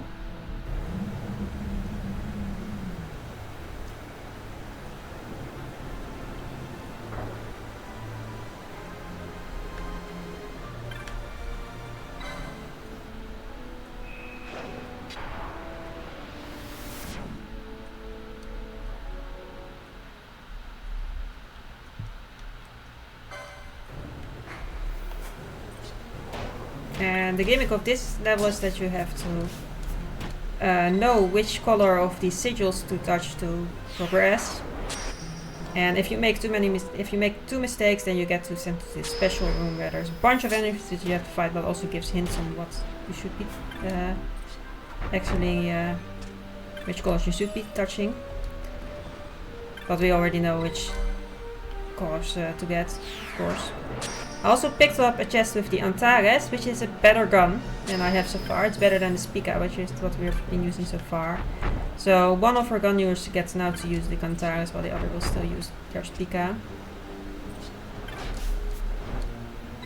So a nice gun upgrade for the end game.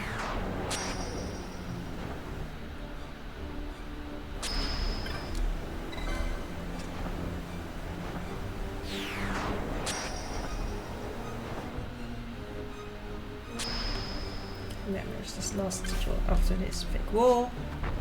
Fool's Facade. And then it's soon time for the next boss, Hashmal.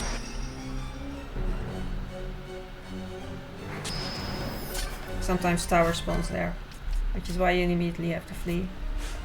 But I'm used to that, so flee away. Here's where I actually use the reverse mode to make myself temporarily invulnerable in this next fight. I want to equip the Antares on Fran. That's next to the Bosch, and then I can enter the fight. So we still have the Bosch that we put onto the gunners from the Fenrir fight. Reverse mode means that Bosch will at least temporarily not be taking damage, because the damage will heal him instead.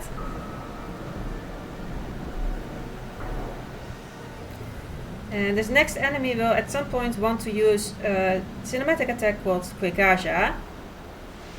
And we don't want to see that. So what we'll do is, shortly before it queues that up, I will use a Phoenix Down. This promotes each of his buffs. But shortly before I do that, he will throw Phoenix Downs. And cinematic attacks cannot take place at the same time as a Phoenix Down animation. Like, that was a bit of a hardware limitation of the original PS2, that they cannot have so many animations at the same time. So there's this underlying mechanic that prevents too many animations to take place at the same time. And this full cinematic attacks, they cannot take place at the same time as other animation stuff, including throwing a Phoenix Down. So throwing Phoenix Down directly before it, Hashmal has to wait until the Phoenix Down fully has its animation played out before it can do the Quick Aja. And that actually buys us enough time to end the fight before we ever see Quick Aja at all.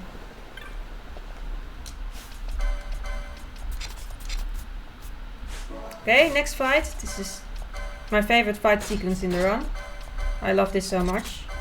I do need another bravery on our gun users, by the domain Cavalos. Protecting decoy on Bosch. But this next fight sequence it's very precise in execution, and it has all these different tactics going on at once, and all our characters get to play a role in the fight, and I think that's just really cool. So we start out with Van, and the reason is that, well, you just quickly see it. So once Gabranth is half health, he has this cutscene. And he's saying some stuff against Bosch, and if you have Bosch in the party, actually Bosch starts talking back to him, which makes the cutscene longer. So by having Van in the party instead, we have the shorter version of the cutscene. I again throw a Phoenix down to delay the next cinematic attack, and then we finish it off before we even see it. Next is then the Sid fight. Now Van will quickly die. And as soon as he's dead, I need to bring out Bosch. And we again use the Phoenix down to delay next cinematic attack. And then we get to the phase where he summons Famfrit. And for Famfrit we actually want to use magic strats against. So I want to use Faraga. And I want to use the strategy of casting on self and reflecting that back. Hi Zelda! So I want to use a reflector mode to quickly have reflect on everyone again. Also a dispel mode to get rid of his Famfrit's buffs. And that way we cast Faraga on self, and also the Famfrit has oil, and that all contributes to a lot of damage pretty quickly.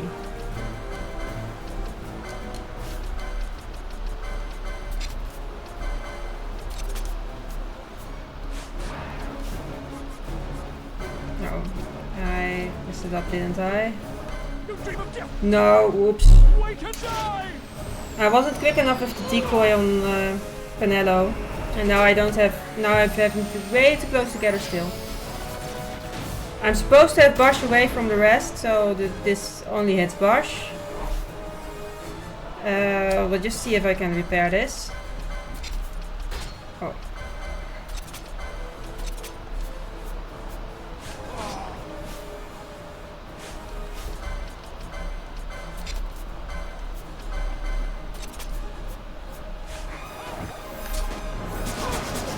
Now I need to do this reflect thingy.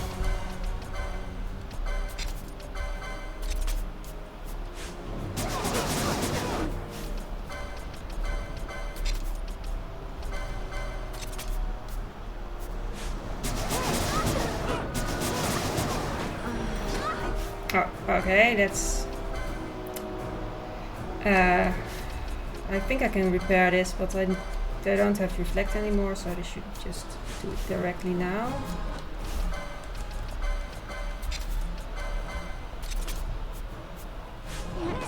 Yes, V is dead.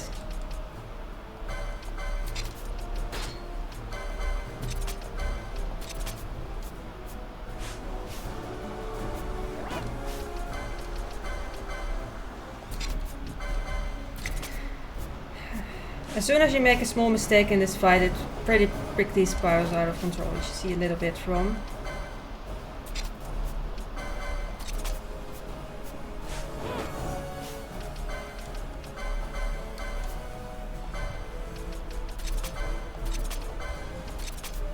And I think I can still make it work.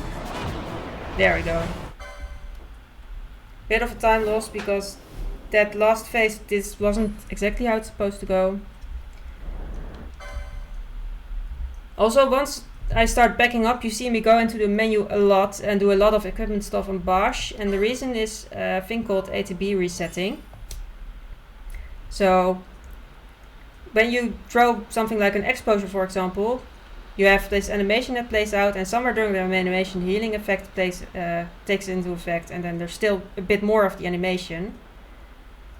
If you change anything about your character's equipment, it kind of resets your ATB about, like, cancels the rest of the action what you're doing. If you do that after the healing effect is like an explosion has already taken place, but then it cancels the rest of the animation and you can quickly go to the next thing. So the reason that it exists is that they don't want you to queue up something and then suddenly change your equipment to have the thing you queue up to do much more damage than when you started to queue it up or something like that. But we can use it in our advantage. So when we change equipment, and usually we change the equipment in a way that we actually get the same that we originally had back again. I'm just a little slow now.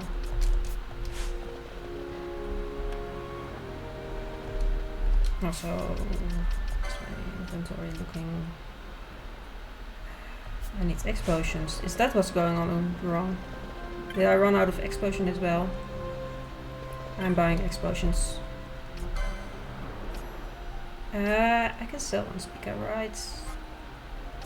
I can definitely sell ice shields. I can also sell bubble belts. Oh, I do have explosions, never mind.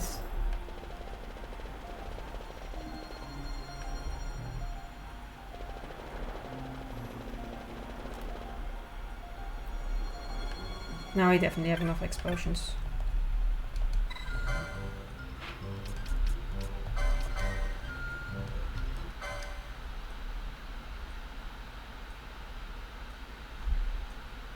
Oh yeah, I don't use that many ATB resets if things go well, but once you need to back things up, then having... like when you get in trouble, then having... skipping the in-game time of the animation really helps in making sure you can still recover, even though going a lot into the menu is real time, not the fastest way to be throwing items.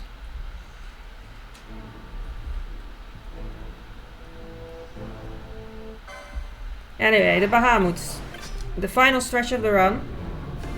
Essentially we run through this area and then make our way to final, and then it's pretty much final bosses.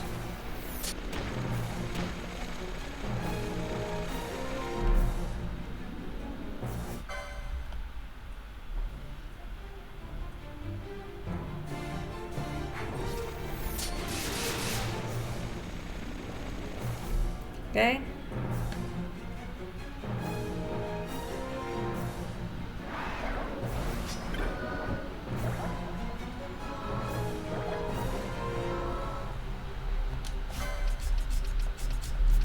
Okay, that speed should be on fast now.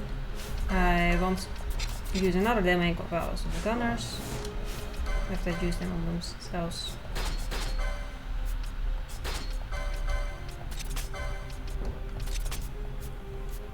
And then enter the Gubron fight.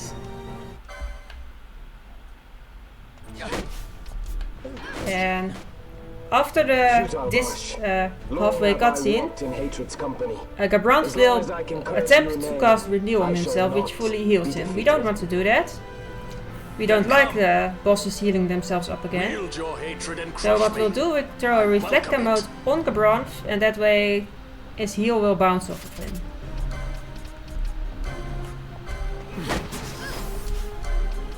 Also, we'll use Phoenix down to delay the next cinematic attack, so hopefully we end the fight before we see it. And that indeed happens.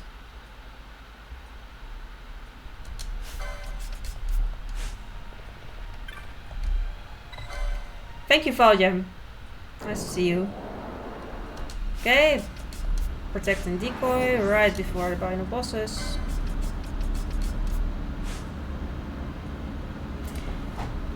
On to fighting Vayne.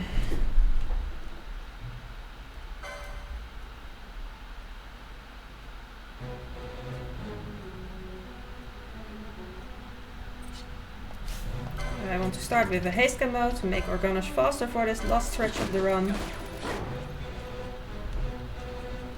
Your lives are forfeit, and your insurgents with them. Dalmasca will Directly after this I will again throw Phoenix down to delay the next cinematic attack. I shall bring your futile attempts at rebellion to an end.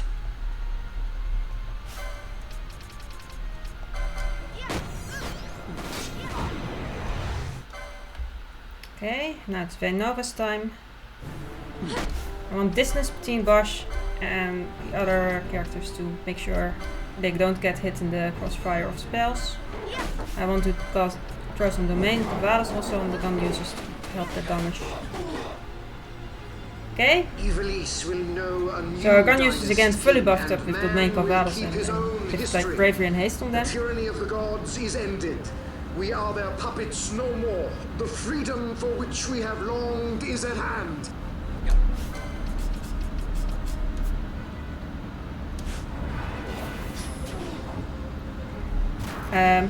The reason I picked this time to reapply decoy and also have Van actually apply reflect here is because I do not want the gun users to be in the party when this attack happens. This attack will most likely kill non-Bosch characters. Bosch will survive this, obviously. He has the HP to survive this, but other characters will likely die and I don't want the gun users to die. Now I can bring in the gun users again. I do want to use a Phoenix down in case he wants to try to use 3 of Severa. Okay. And now just the Undying. Last fight. The fact that I have Reflect on will actually affect how this boss behaves, make it cost Mega Flare. Oh, and it's only hit Bosch, which was what I was trying to do, position him it only hits Bosch. There you go. And that was the Undying. It's pretty good, pretty textbook final boss fight. The final boss fight wins over pretty quickly. As long as the gun users don't die, which you need to position yourself correctly, that's why the Mega Flare only hit Bosch. Thanks for the GG, Zelda, Valjen, Nikki. Plus the final bosses were good. It was a pretty nice run to do. Nice to keep in shape. There were some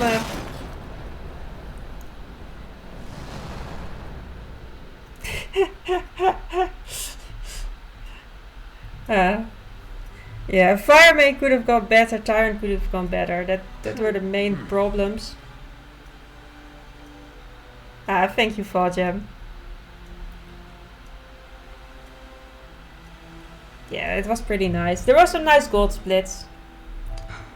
Nice people stopping by, also always nice. That reminds me, you know, I was quite grateful for the shout out from Phoenix. So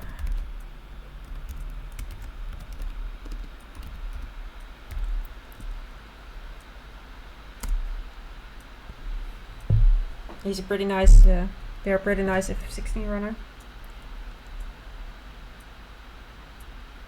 Nikki is a pretty good mod, Zelda. I can also do shout out myself.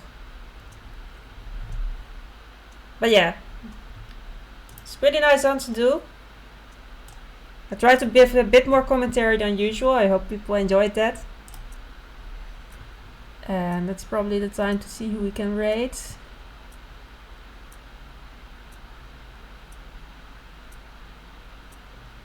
There's various people live.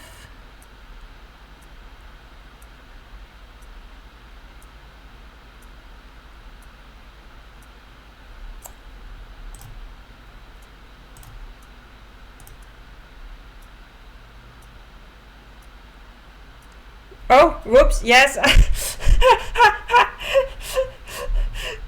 You hear my watch? I was putting my arm in position where the watch was close to the mic indeed. Okay, whoops, yes. But yeah, thanks everyone for stopping by. This was a lot of fun. Did we all raid?